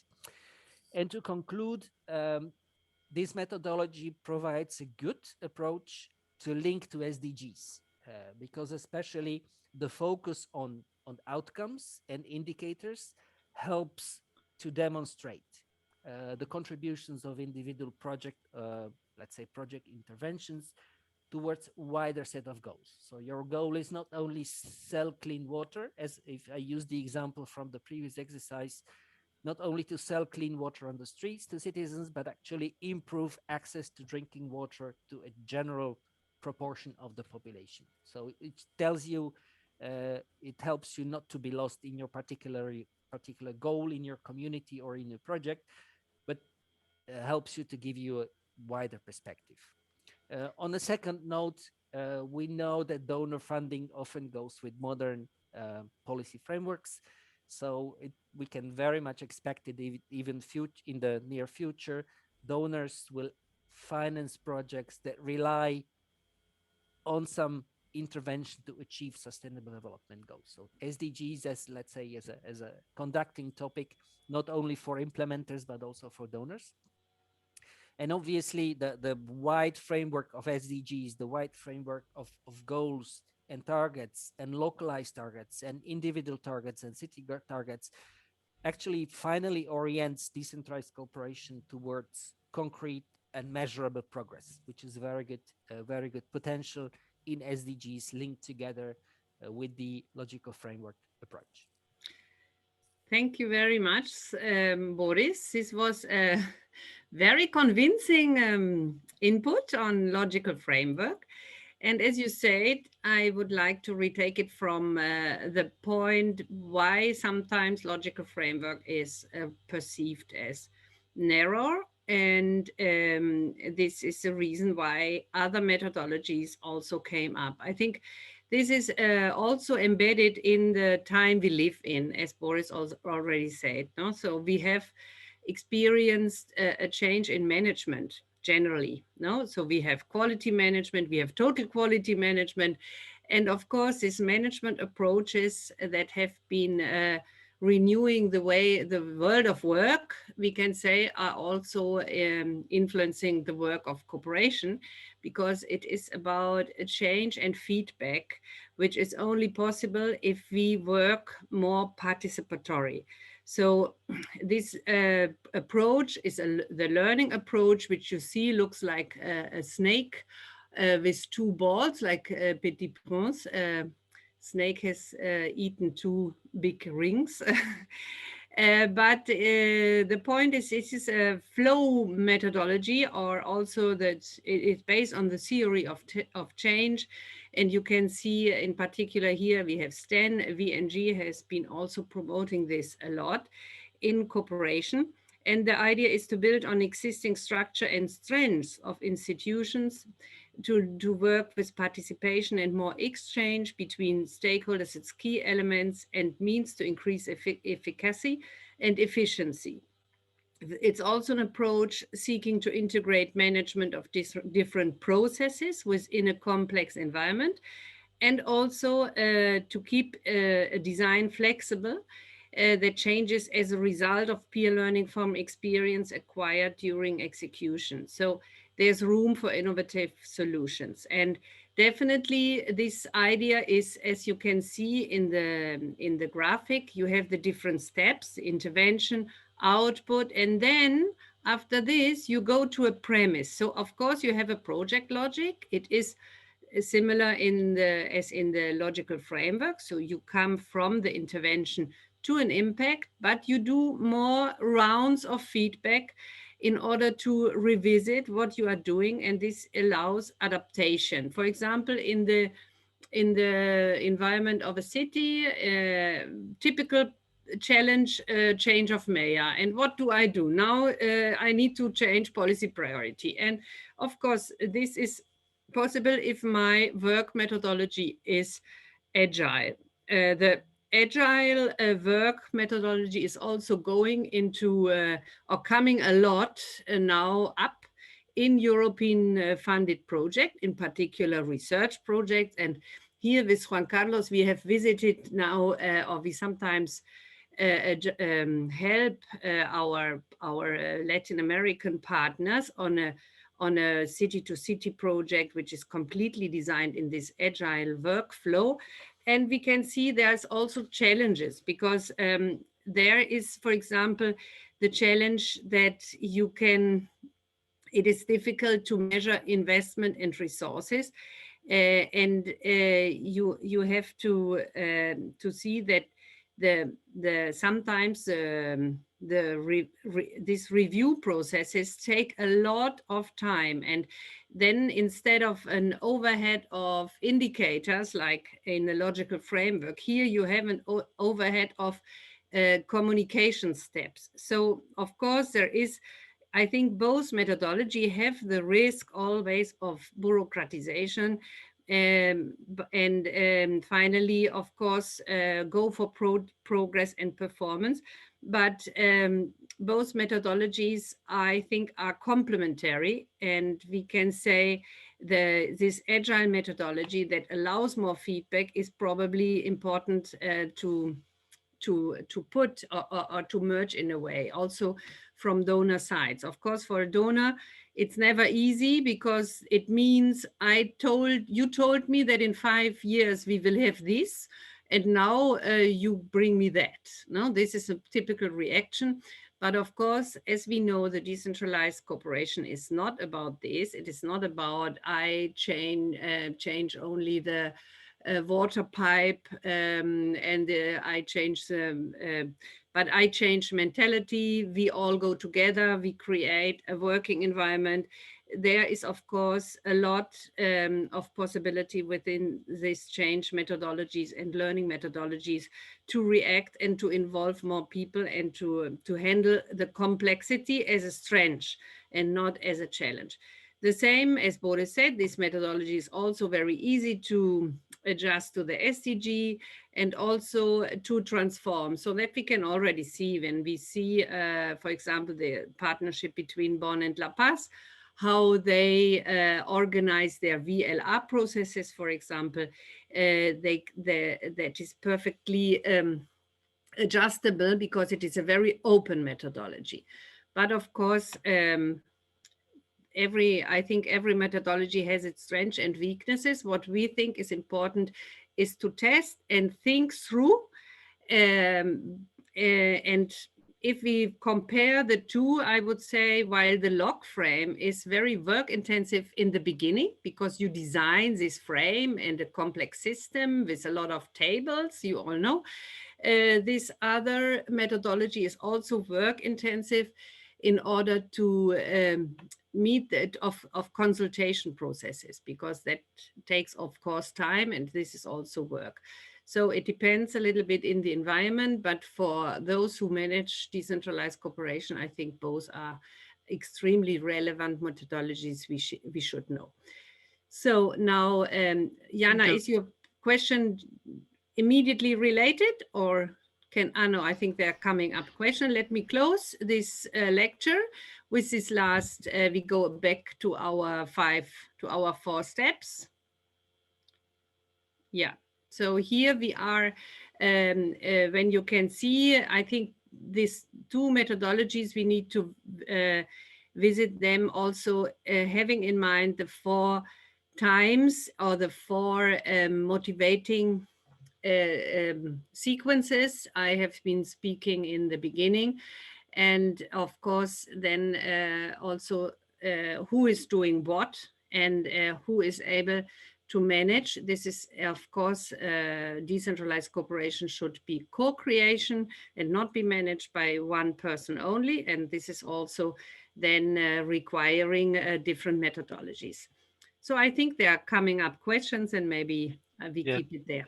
Thank you, Sara and Boris. We just had like a masterclass, right, on projects, and it's so great to see so passionate experts that they had a lot to contribute on that, and I'm happy that we recorded, and I believe we can use it on future trainings too, if you want. So passing the word very rapidly.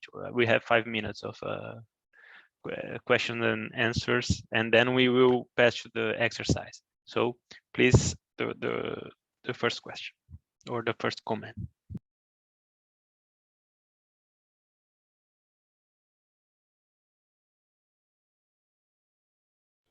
Lur, you were the first in raising your hand, I saw. I think it was before Simone and Jana. Yeah, Jana was the first one, Simone then, and then Lur.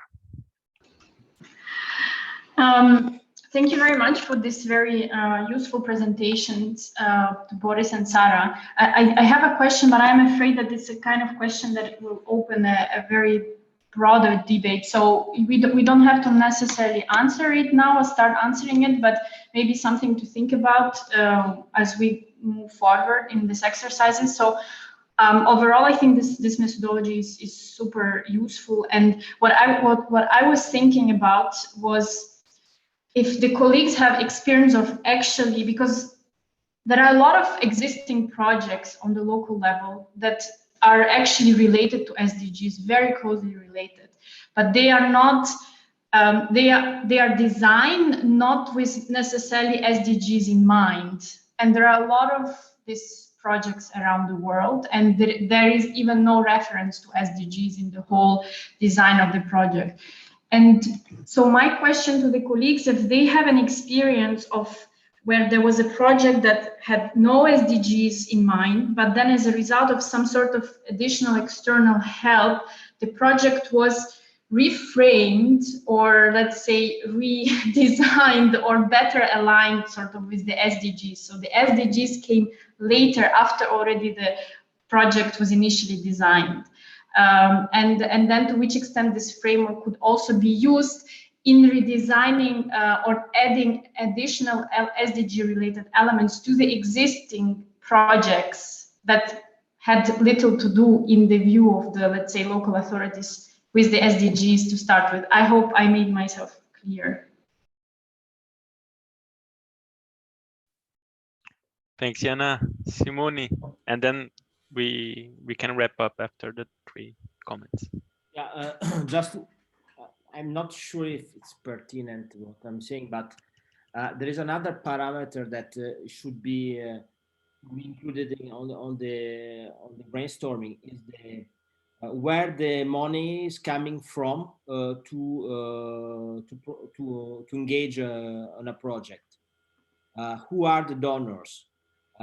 Sometimes the 2 models that Sarah just showed, we discuss, depending also from the donors and the accountability you should ensure. And sometimes when the donors is a structured one, part of the job is already, I mean, the matrix is already there. When you take the case of often the direct cooperation, city to city, in this case, is a proper money coming from the budget of the municipality. One municipality has a different, each municipality has a different procedure and goals and standards. So it's not European Union, way to implement. So sometimes can be easier to have one big donor that give you the frame and which around what you do your project, and you do your also evaluation and etc. Different is for the direct cooperation. For me, there's a big, a huge gap, a huge distinction. Those 2 types of, for example, cooperation.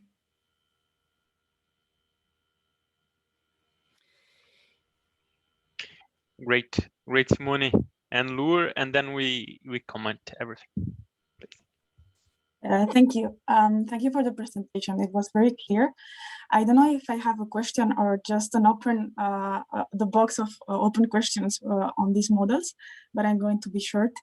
And I would like to take one of the sentences that I already used one time that we were discussing about monitoring and reporting. And it is the following quote: there are 3 kinds of lies, damn lies, and statistics. And I think this is a funny sentence to have in mind, because indeed block frames are useful tools that we need mainly to be honest, due to traditional relation between donors and implementers. And you say that, for instance, the log frame is used to prove that there are some assumptions that are correct. But in the development world, we need to have in mind that we also have some assumptions that we could start to rethink on, to deconstruct somehow this kind of traditional models that may be not working now. And I'm taking just the example of global citizenship education, awareness raising inside of these decentralized cooperation projects, because one of the assumptions is that, for instance, development project with the awareness raising component are linear. And so indicators need to be linear, and so the logical framework needs to be linear. But development education is not linear. It's not working like this, like you implement the project, you have a change, you have an indicator, and then you're going to control what you are changing. So I think that having this narrative in mind is very useful. And also to be realistic and to work on these alternative models, we have also to have in mind that it could be more realistic to think about short-term changes rather than trying to be transformative since the beginning, because being transformative is a very big word, even if we need to have dreams and put the targets very high. But we also need to be realistic, especially when we are talking about local regional governments who may not have all the capacity to implement this. And with this, I end, sorry. I think that it's in the narratives on global citizenship education and development education and awareness raising as two components. From one side, we have development education, and for the other side, awareness raising. So this is why it's also sometimes very difficult to adapt log frames to these new narratives that are changing very quickly, sometimes more quickly than our capacities in the development world enhance or can do. Yeah. Thank you. Thanks, Lou. I think a lot of the discussions we are already having here in the plenary will be worked well in the following exercise. But before going to the next exercise, I think Eva also wanted to make a comment, and then I ask for our experts to wrap up very fast in 1 minute, 2 minutes, and then we go to the next exercise that I think we're gonna have more time to discuss in groups these challenges. Please go on, Eva, and then Sara and Boris. Yeah, my question, I think it's going to be answered in this next session because someone answered that in the chat, but my question was if these methods could be exchanged through the life of the project. As we see maybe some kind of evolution, because sometimes when you start a project, you have everything very clear in your mind, but then different reasons or different facts make that you have to change. So it's more like whether you should stick to your one methodology, or if you see some kind of difficulties or opportunities, you could switch to the other, or maybe go back and forth.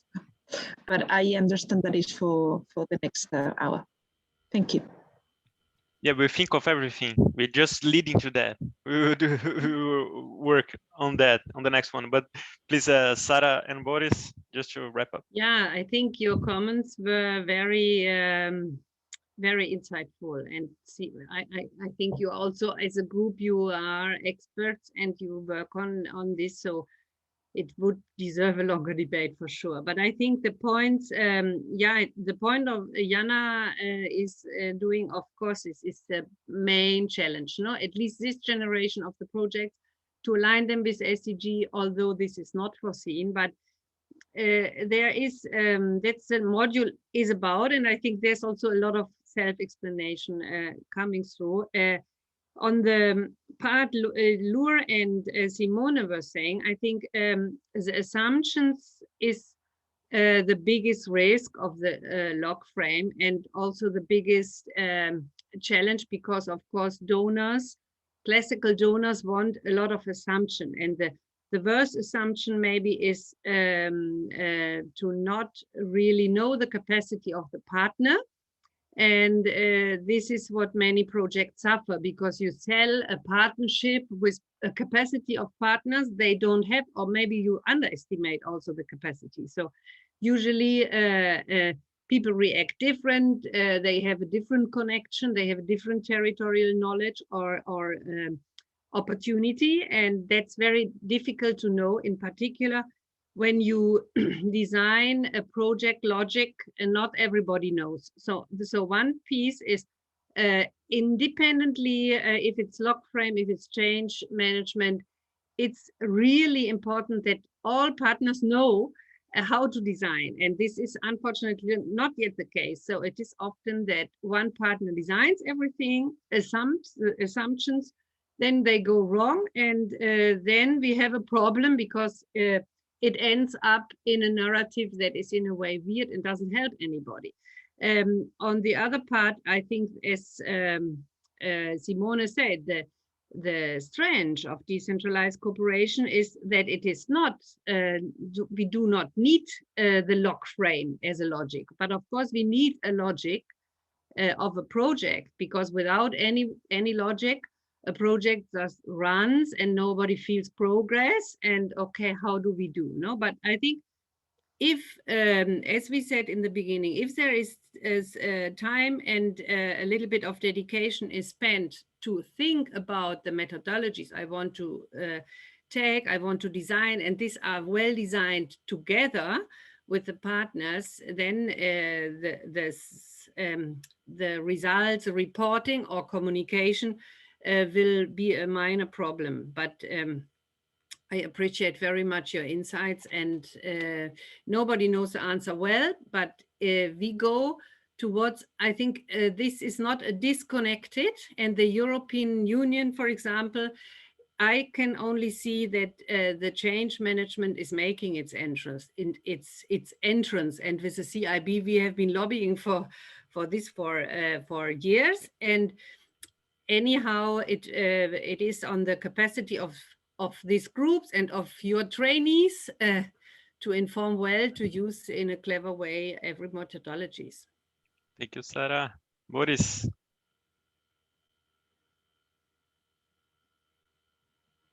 Muted, Boris. Muted, Boris, yes. Okay, the right buttons. I think there's sometimes constructive or reasoned criticism to these methodologies, but the criticism is not really the fault of the methodology, but the fault of the use. For example, you have a major donor who is asking you in your project, in the end, give me a log frame of your intervention.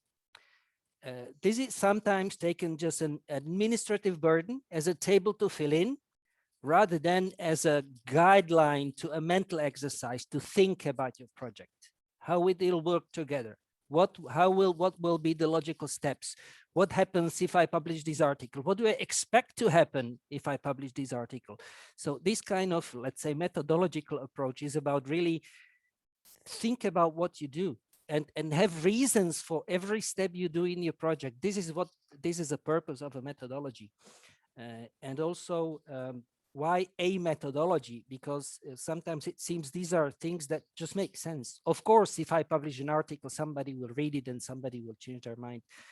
I think that the methodology selecting one or another is really just to use one of the guys that will help you, that will hold your hand and guide you through the steps so that you don't forget something very important, so that you don't miss a particular element of analysis, so that you understand that your intervention should be sustainable and long-term and looking forward in the future, rather than spending your time and efforts into counting how many pages of documents I have produced and how many clicks on the website I have generated through my work.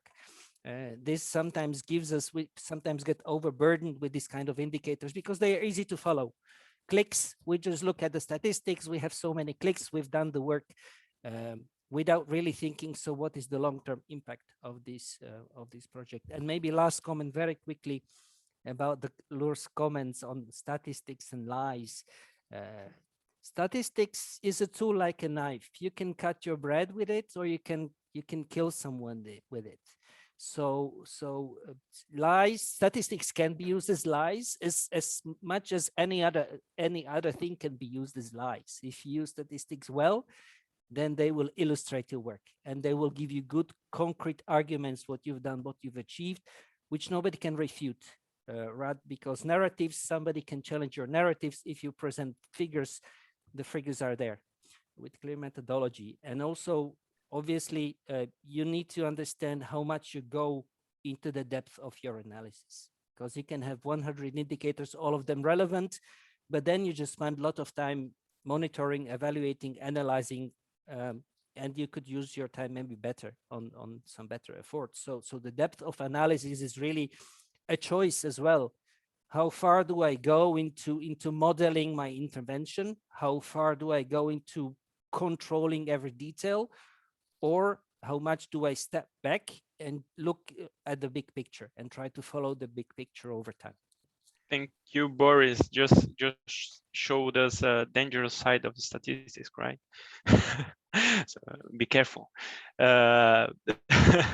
So no, we're gonna discuss more on that on the following exercise, which is a very interesting exercise of that we call Engendering the SDGs. That shows a little bit the case of Cape Town and Delft cooperation.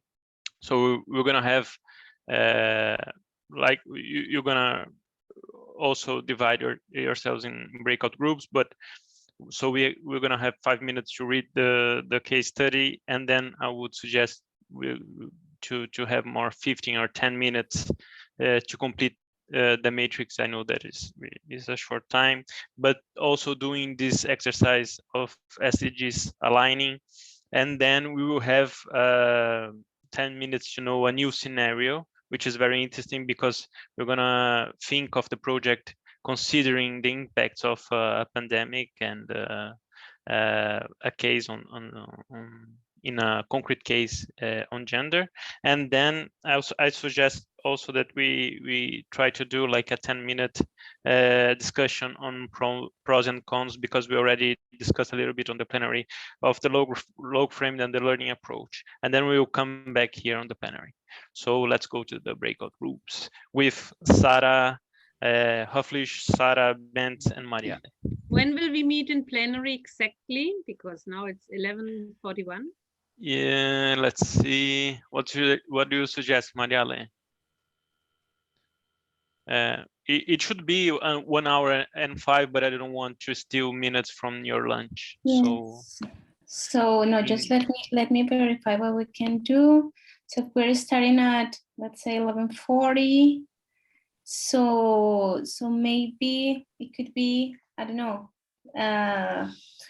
I'm counting. I'm not very good at counting. 12, so maybe it could 12, be 12:20.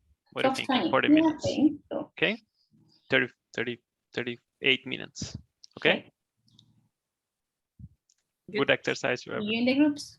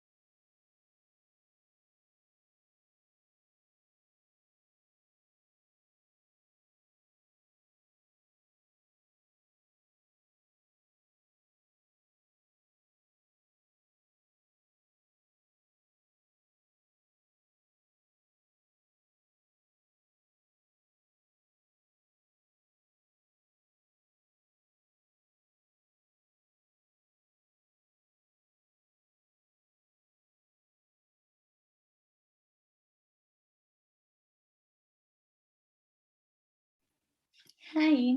I don't know how everybody did in their groups. We were a little bit behind.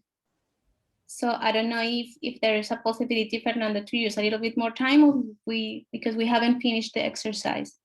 I don't know if we can do this with only one group. I would consult the other groups. One also needs more time. Yeah. Yeah, So, we're in the last part. okay, so can we give another 5 minutes to everyone? Great. Okay. Thank you. 5-10 minutes maybe. 10. 10, okay. Oh, 5.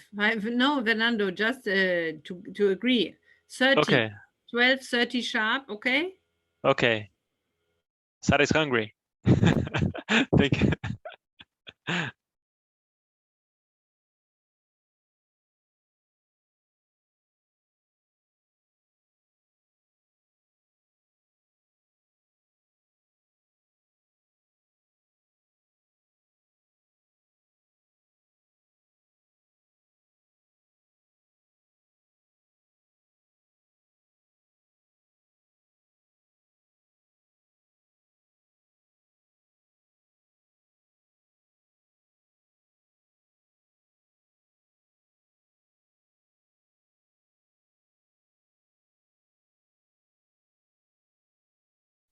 We are back. Okay, so we Oh, had I a, was talking without mic. yeah, we had already discussed a little bit before the exercise some of the things we had to discuss on the exercise, the pros and cons, and the different kind of possibilities that both types of projects presented to us, and now I believe we can continue do this discussion after the group's presentations on the pros and cons of each one, finishing the discussions on the plenary itself. So I will ask for the groups to present. Sarah, I believe yours is the first one. Yeah, thank you. No, this is welcome because actually our group also on the last table to compare the two methodologies on the project. It was a little bit difficult in this last minute exercise, no? So it's good to discuss it. We appreciate your suggestion, Fernando. Theodore will be presenting our flow and our case discussion. Theodore. Okay, so And thank Lure you. will complete. Thank you. So let me just say a few words about our case study first, so you can understand better. So our case study is about Cape Town and Delft, two cities that decided to partner together in a program to tackle the social issues. And the area to be targeted is Mitchell's Plain, a neighborhood in Cape Town, and which there are problems related to gender inequality, violence against women, and drug abuse, and so on. So the program works with the case stakeholders to find the solutions to the underlying problems. So let me now explain our logical framework matrix. In terms of goal or impact, we identified the behavioral change from men. I mean, we meant the approach that men have with regards to women and their role in society and participation. Then we put a safer society in general, but of course link focused especially for women as well. Other goals are to tackling down the youth unemployment and the reduction of drug abuse, and also code of conduct. So in terms of indicators used for measuring this the impact, we put the youth unemployment. So, you know, to understand, to give, you know, a statistic, then another indicator is the decrease of police reports regarding woman violence. And because of course the programs are working properly, there should be a decrease in the number of violence. And there obviously also we had also to have surveys with women before and after the projection to assess the percentages, how they are changing, and if there is a correlation, if the program is providing the assistance required, and in few words, how effective it is. And in terms of SDGs, we identified the SDG number 5 related to gender equality, and the SDG 16 related to peace, justice, and strong institutions. And yeah, you can see that we have some yellow and orange posts. Posts are tools related to the pandemic crisis of the flash news. So we discussed some of them, but we didn't have time to write all of them down. So maybe also my colleagues, or if you have questions, will give their contribution. So now let me move to the outcome. We identified as the outcome young women, also police officers and politicians. And another outcome is that drug lords are punished. And at a general level, we find that the peace level is increasing, either the neighborhood, the city, or at the country level. The indicators are measured here through in the international rankings. And here we, as I mentioned before, we put down something about given the pandemic situation. And we identified the increased number of cases of domestic abuse reported to law enforcement agency. And in terms of SDGs, here we identified SDG 8, decent work and economic growth, and SDG 10, reduced inequalities. So now let's move to the intermediate results. And the intermediate results identified by us are women engagement, but at the same time, you can see we put on a smaller post-it also men engagement, because there should be, we identified that also men, they should engage and know which are the needs of women and how important it is to have their participation in society.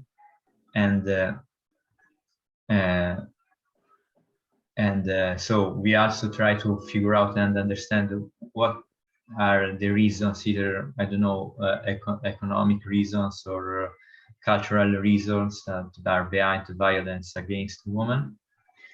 And we identified the engagement with stakeholders and with police as key in our project. Indeed, in our program, indeed, the police plays a key role in identifying the cases where women are suffering any sort of abuse, and so they need also the training to assess and to reach the people, the women that are in need. So as you can see in the indicators, we identified more training to these actors,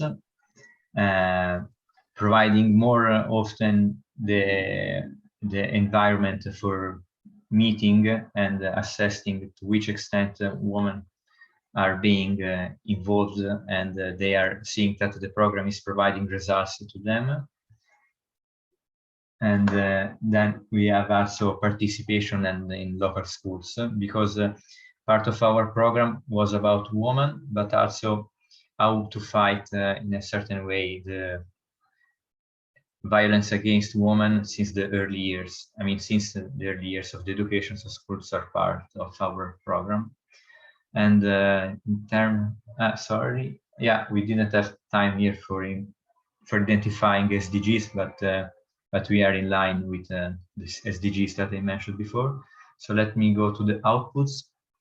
So the outputs, you can see training for policemen, as I was mentioning before, but at the same time campaigns for woman participation and empowerment.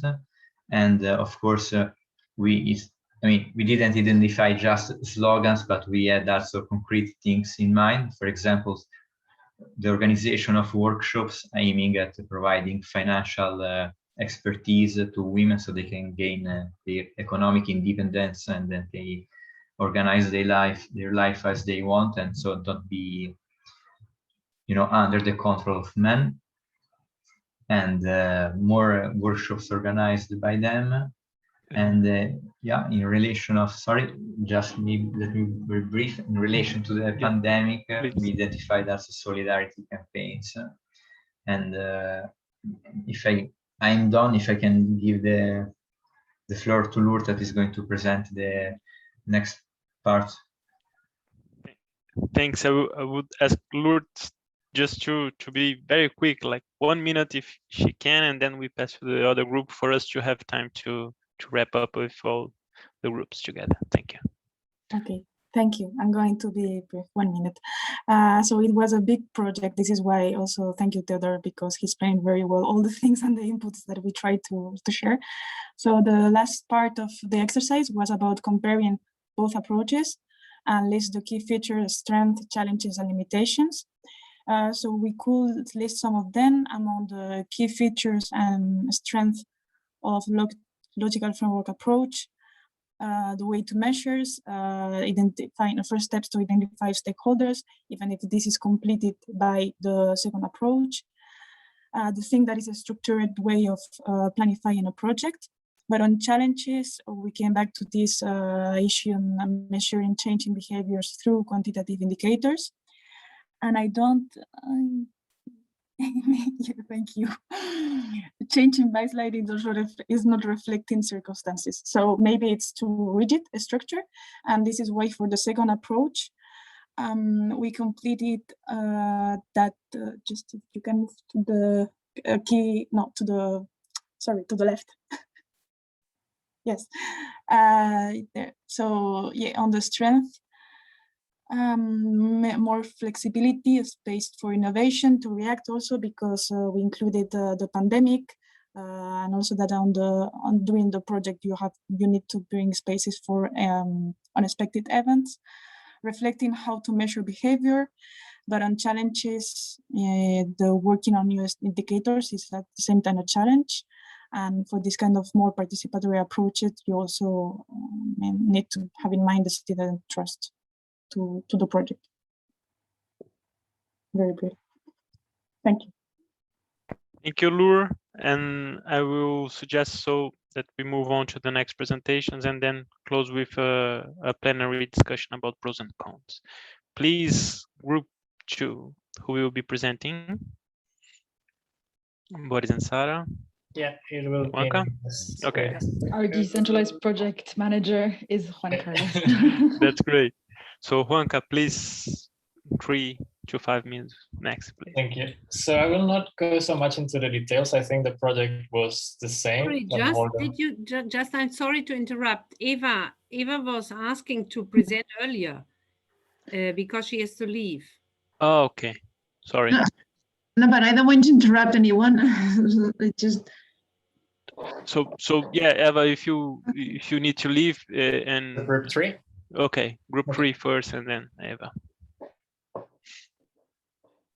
Thanks, Sarah. Sorry.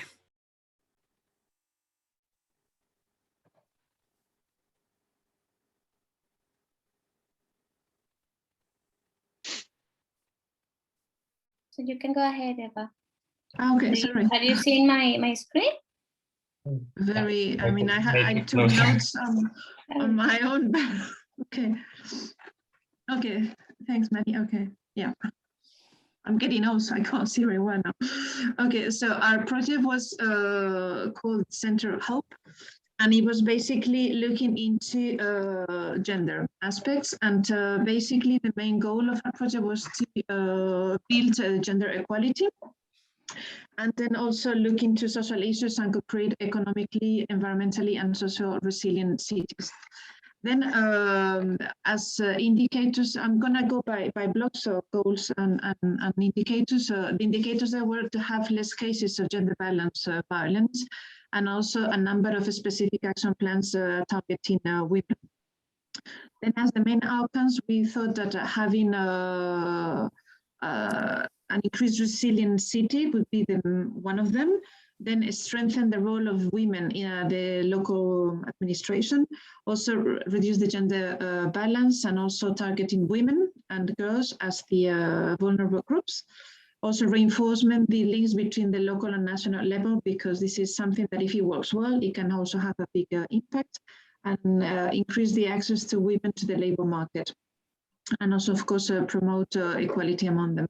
And then the main indicators we established there were really having a number of women accessing to the labor market, the number of jobs that we could get. Also, what is the number of women in politics? And then also we thought about the number of phone calls receiving through counseling, because this is also one of the goals in our project, to have maybe some short-term counseling to discuss trauma in women, and also opening maybe like a phone line where women could call, could also give us a number, an idea of the success, and also have also less cases of gender violence in health services. As per the immediate resource, we thought that maybe having already the access to women to the labor market would be a first step. Getting the job would be the ultimate goal, but maybe just opening some opportunities for women, which in some cases does not exist. And also having action plans also and only targeting gender equality. Then we didn't have time to discuss the indicators, but I guess that an immediate indicator would be to assess what is the number of action plans that we can work on, or maybe at least what are the expression of interest, or how many action plans we can work on. And also having possibilities for jobs, or what are the jobs offered for women, could also be an indicator. And then as the main outputs would be having maybe guidance documents where women could get some training, also a physical place for counseling that could be either a phone line, or it could be an office, or it could be a tool where women could just call to get that information, and also training for local women on entrepreneurship. And we didn't have time to discuss about the indicators. And also in terms of the SDGs, you have them listed there. We also talked about the possibility of having maybe another case scenario where we would get maybe less funding, where the pandemic would just be so present that we cannot really focus on our original goals. So we thought maybe of an alternative options, or how we could do. And then if we have less money, what can we do? And then we thought that maybe reducing the priorities, or maybe a revision of the priorities would be the most immediate ones. Then also include other participants and more online trainings, because of course we would have less funding to organize physical meetings. But these online trainings, it only requires having or being available online. Then also revise the activities and what are the most urgent ones. Also, some partnerships to alternative resources are not only in terms of funding, but it was basically in terms of staff resources. Also pay more attention to the most vulnerable groups. And in these cases, I think that I thought that maybe girls would be the most immediate ones, because this is looking into gender balance issues, but maybe targeting girls would be a most immediate ones, and maybe think of some more innovative tools and solutions. And all this would be done with less money. Hopefully. Yes, that's the challenge of with a lot of willingness. Yeah. Mm-hmm. Yeah. The challenge of all of us, right? In this moment, we have to rethink the projects. Thank you very much, Eva, and the groups. Passing to Juanca. I need to leave, but this would also be recorded, so I can also listen to the third case. Okay. Yes. Okay. Sure. Many thanks for everything. Okay. Thank you, Eva. Yeah. Thanks a lot. Very useful. Thank you. Thank you, Juanca. Thank you. So yeah, just because of time, I'm gonna jump through a lot of the really detailed discussion that was done in my group, and just kind of jump into the second part. So like the logical framework gave us a very clear kind of set of outputs and outcomes, but when we look into the COVID situation, it made us realize into a lot more, look much more into partnership with different social actors. It expanded kind of that kind of criteria of how to reach out to the different local community when they were not able to come to the center. So a lot of the blue things are, for example, creating new kinds of partnerships, including with broadband provisioners, for example, so that people have data and can access the counseling. So even while the main outputs and outcome of the number of people of counseled, providing entrepreneurial training was still the same, the way it was done changed to respond to those like that changing context. So I think that is more clear when we look at the analysis between the logical framework approach and the participatory learning, in terms of when defining the structure, it gives a clear, the LFA gives a clear structure to indicate what is the goal, what needs to be done for it, and the indicators remain relevant if they are not too specific. If they are looking into the outcomes and not like very specific, like how many people physically visited the center, but more on how many people were counseled, they can be easily adapted even to changing situations. It is quicker compared to the participatory learning that requires a much more time to come to an agreement with all of the different stakeholders. But on the other side, the participatory approach creates more like a more contextual project defined by the participants and creates ownership, which is something very important that we can see. In terms of the challenges and limitations, there is some difficulty of managing changing circumstances, especially when it's related to donor requirements, and when there's no flexibility of changing those outputs and that the aspects put into the framework from the beginning. And it can be seen as a top-down approach, perceived as coming from outside. On the other side, in a participatory approach, it is time-consuming to get to that agreement, and there is different levels of understanding of what needs to be done, of the different frameworks that are being used. Something that we saw with Sarah, for example, on the Agile methodology. Just understanding the Agile methodology takes months of up before the project can start running. So it must account for that time that is being provided by participants, especially if you're bringing members of the community that are not remunerated to job necessarily into that. And in terms of the SDGs, for the logical framework, I think it's very clear and easy to include indicators and understand the SDGs within that. And it's very evident that through the SDGs, that the progress needs to be measured to account for those goals that are necessary. On the other side, SDG 17 comes very much into light on the participatory approach, but there is a lot of time again to make sure that everyone, all of the local stakeholders understand the SDGs and why we are trying to make that linkage with the SDGs if we're going to be including indicators from those global agendas. Thanks, Juanca. Well, it's a very rich exercise. I believe we can stay here for a long time, but I will ask Boris just to try to wrap up with some reflections of the pros and cons of each kind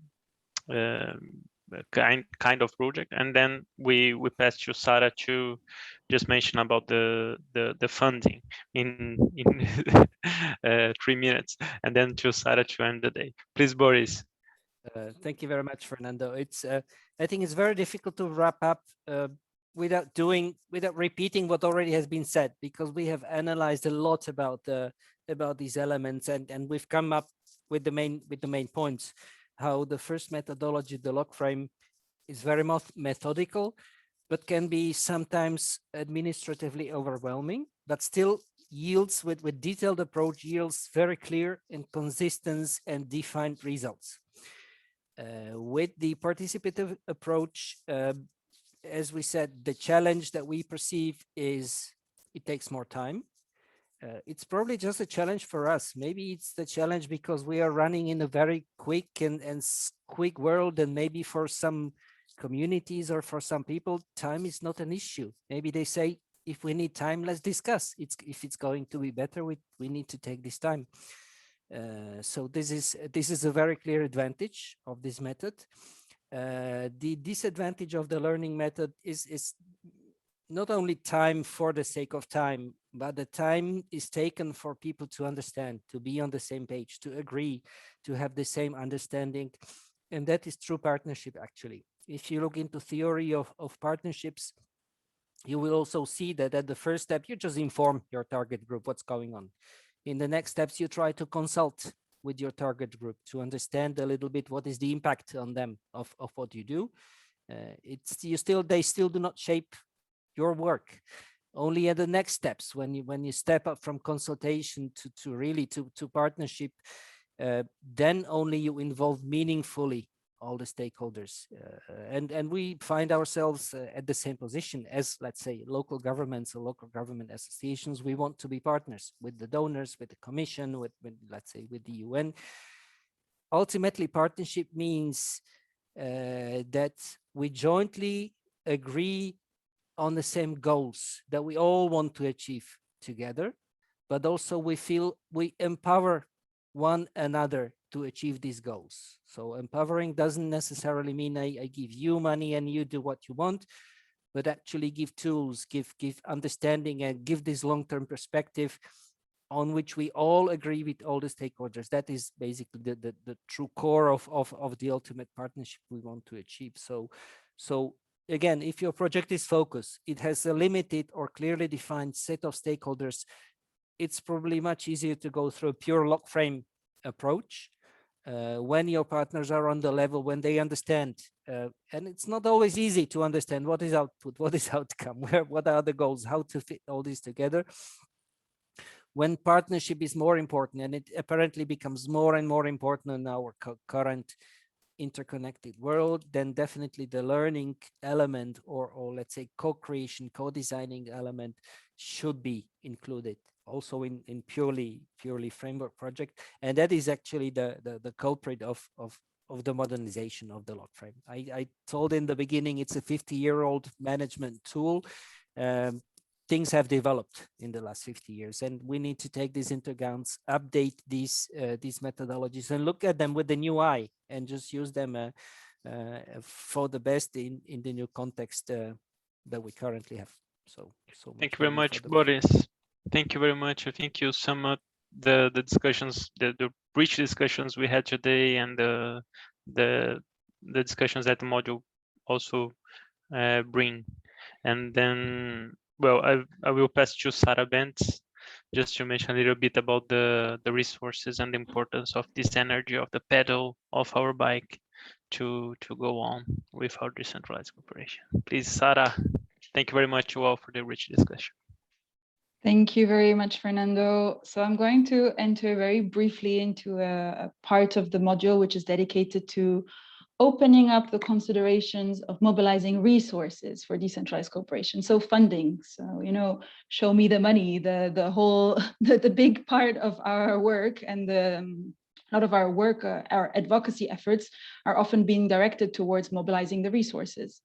So obviously, the module and ourselves as experts, we don't have all the answers, and there is no one right answer. So this is something important to keep in mind, especially when you become trainers yourself. The expectations of some participants are quite high on this point. So it's good to stick to the reality and just put out, you know, what is going on currently, what is the context, what are the challenges and the opportunities that come, that we are actually experiencing right now when it comes to DC funding. And then we can move on to provide a recommendation, some few observations that have been made when drafting this module and working together on this topic. So when you think about challenges first, to end with a more positive note of opportunities later, obviously, since 2008 economic crisis, and now especially also with COVID-19, funding opportunities are decreasing. They're becoming more and more limited. Resources and possibilities at local and regional level are also limited.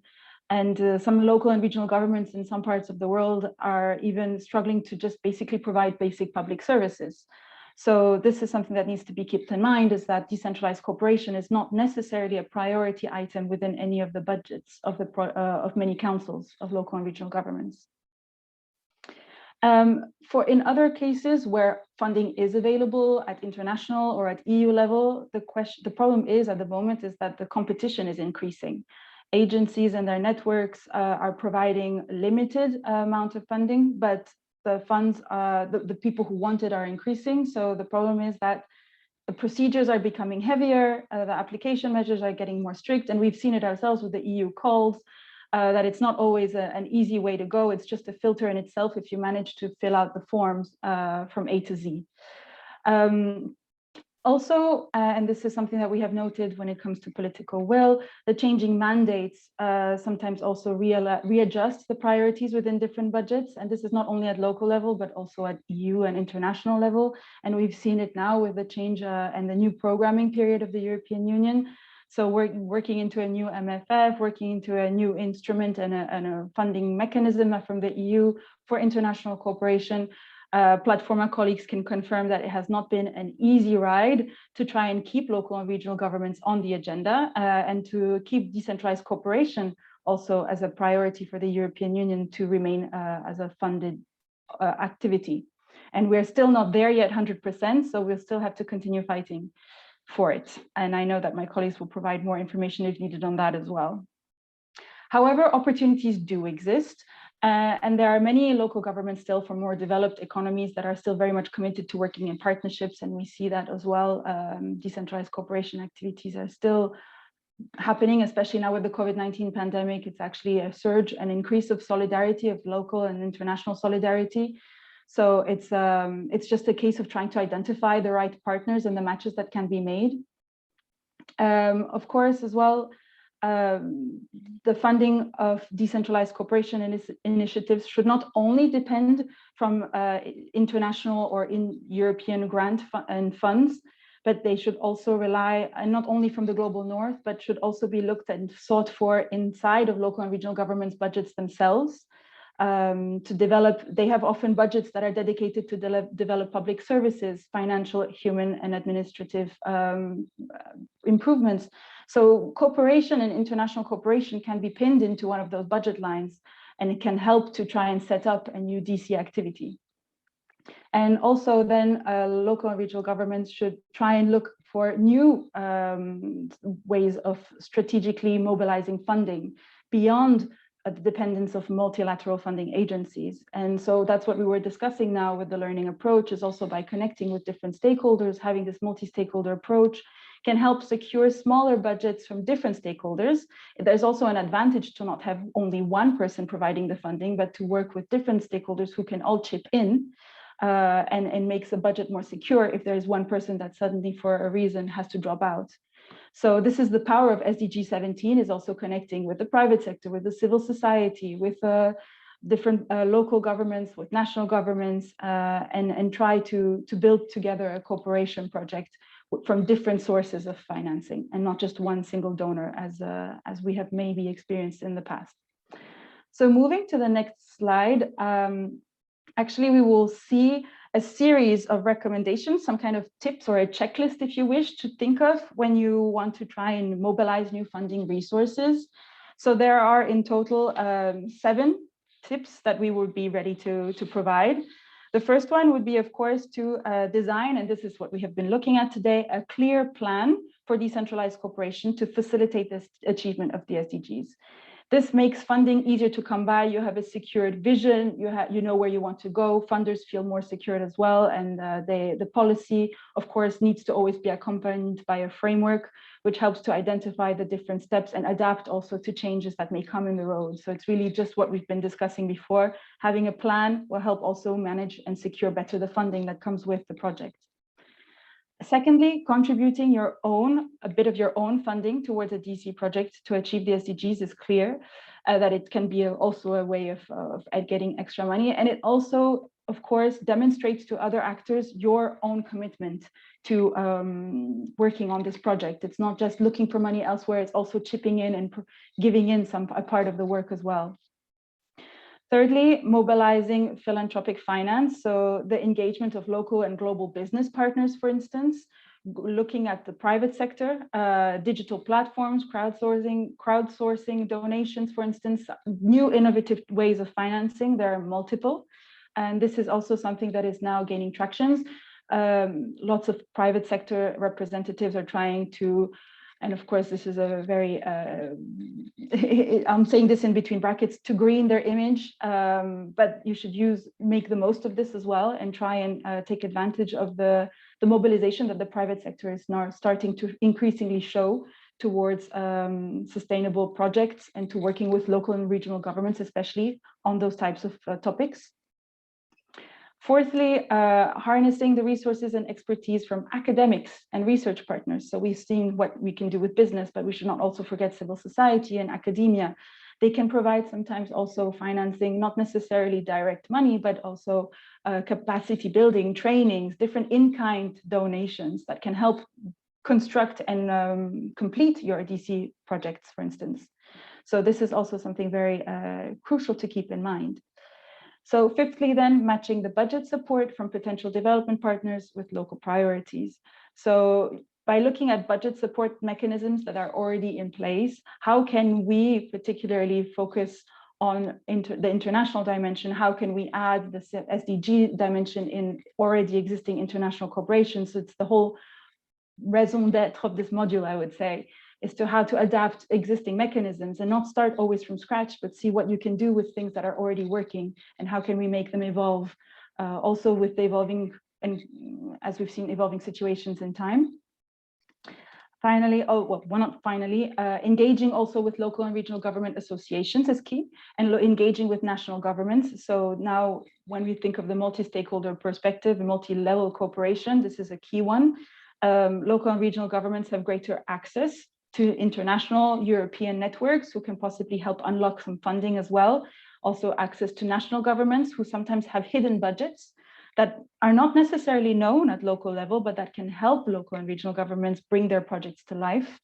There are some nice examples in the module that I would invite you to have a look at with a project, for instance, in Morocco, where they have a huge budget dedicated to local decentralized cooperation activities with a single criteria is that the partners need to be in sub-Saharan Africa, but a lot of the cities in Morocco don't know about this. And if they just asked their national governments, they would be able to secure funding. So going through your local and regional government association can facilitate this communication and open up the dialogue for different opportunities.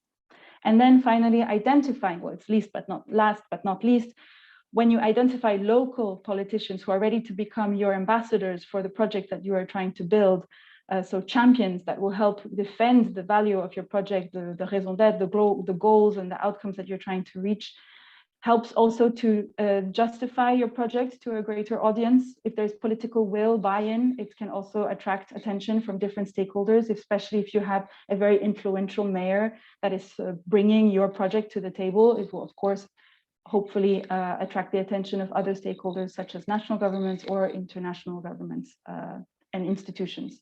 So they should not be underestimated, and SDG ambassadors are definitely a good and easy way to move forward with your ideas. So these are just some tips. There's a checklist that you can look at and to make sure that you forget no stakeholder left behind, I would say, and hopefully this can help unblock some funding opportunities for some cooperation activities in the future. Over to you, Fernando. Thank you, Sarah. Record time. So before finishing the day with Sarah, I think Boris wants to do a small comment. Yeah, maybe 15 seconds. I think there's another element. So I've seen projects which actually looked also in the economic side of the project as a, let's say, income generation process or as an investment, especially from the private sector. Imagine you want to do something with for example, the trash in the local community, and in the end you find out there's a big potential, for example, for composting, which is maybe a potential also for income generation in the future. You set up a composting plant, you can in the end, even if it's small income, but in the end you can maybe sell the compost to agricultures or other private elements. So this kind of investment or income generation is often looked in local projects, especially local economic development projects. Yes, Boris. Thank you.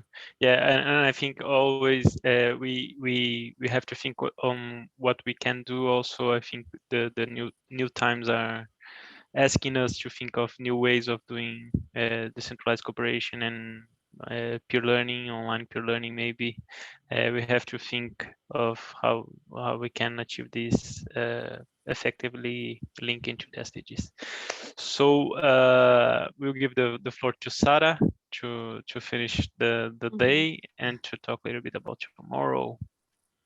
Yeah, thank you very much, Fernando, and everybody to stay so long. So sorry we run late a bit, and the exercise was very complex. I think definitely, but we appreciate. We are in pilot phase, and what is important that we all learn how to manage.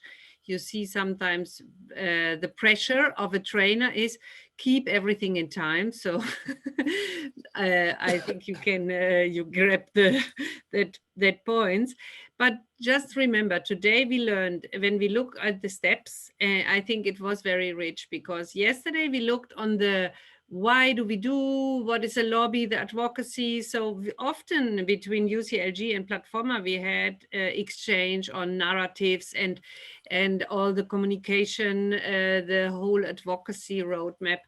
But I think the part of the first part of the morning, the supporting system, we do not exchange that much, but this is actually so important, no? Because it's all our function as well. We are not only for doing advocacy. So I think the systems, and that's very important for us. We count on the CIB, we count on COEF, because these are systems that help actually projects to unfold, that without these systems probably or we wouldn't know, or they would be so empirical that they would maybe not continue. So I think that's very important, and for us it was very enriching, because we see that on the systems we can really collaborate, no? Also with all our work, with the culture committee, with our committees in general. This system approach, we are a system around the cities and around the practices, is also a part we really adopt as a narrative of associations. And I think that's also something, this is not so obvious that it is done, and it's a point of only a decade maybe where this is really moving. And then I think on the second part, coming to these grips and parts of methodology, it was very interesting to learn from you are a very experienced group. So if we imagine we go to people who have never done a project, who only come with a problem, and neither the problem, because that's the first step to work in a training, and this is not necessarily bad. So I think in the methodologies, once we get into methodologies, and in particular as the methodologies of the log frame or also change management, invite donors and partners to be there and reflect, it's very inspiring, but also the risk of overhead and of this being the northern task, the classical northern task, is definitely there. And I think that's why this is a must in any training. In particular, those who do not have these approaches, they have to go through. And this was something we discussed, because some people said, why do you teach logical framework? No, but I mean, we need to know the essence of the thinking behind, to have everybody on board and to start together. Because the main point we think of cooperation, the big shift is that the South is a clever partner and has a lot to contribute since the design. And this is not yet obvious, unfortunately. And so we think we can go ahead with the decentralized cooperation. And I think the parts also studied then in the exercise, and your feedback, and as Boris and Sarah already said, the funding, of course, the funding sometimes is we feel a little bit, okay, now we put the ball back in which basket can we throw the ball of funding? Nobody want to commit. And but I think there we see also the world is changing and differently in the continents. Definitely there are some countries, some cities that really expect still this basket full of opportunities.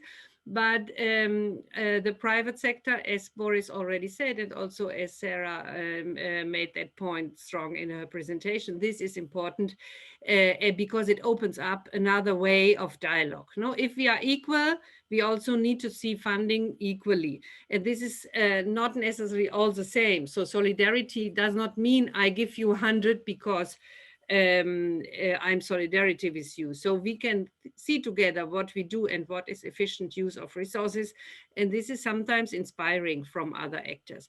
And that will be the game of tomorrow. So there we will have some private interests crossing, and I think you will enjoy this a lot because we have for this gaming, we have reserved 1 hour, so it will not be hopefully so squeezed. And we look very, very much forward. I will not show you the whole calendar of tomorrow, but it will be on communication, it will be on partnership. We will go back to the SDG, and I think we will have also fun. And in the end, we will design a little roadmap, what to do and how to continue working together. So we look very much forward seeing you all, and a lot of love is coming through these windows. This is very nice. Thank you so much. And it was a great morning with you. So we feel energized. Thank you. Thanks. Thank you very much. It was great. Thank you very much. Thank you. Thank you very Thank much. you. Bye. Have a nice rest of the day. Thank you. You too. Thank you, everybody.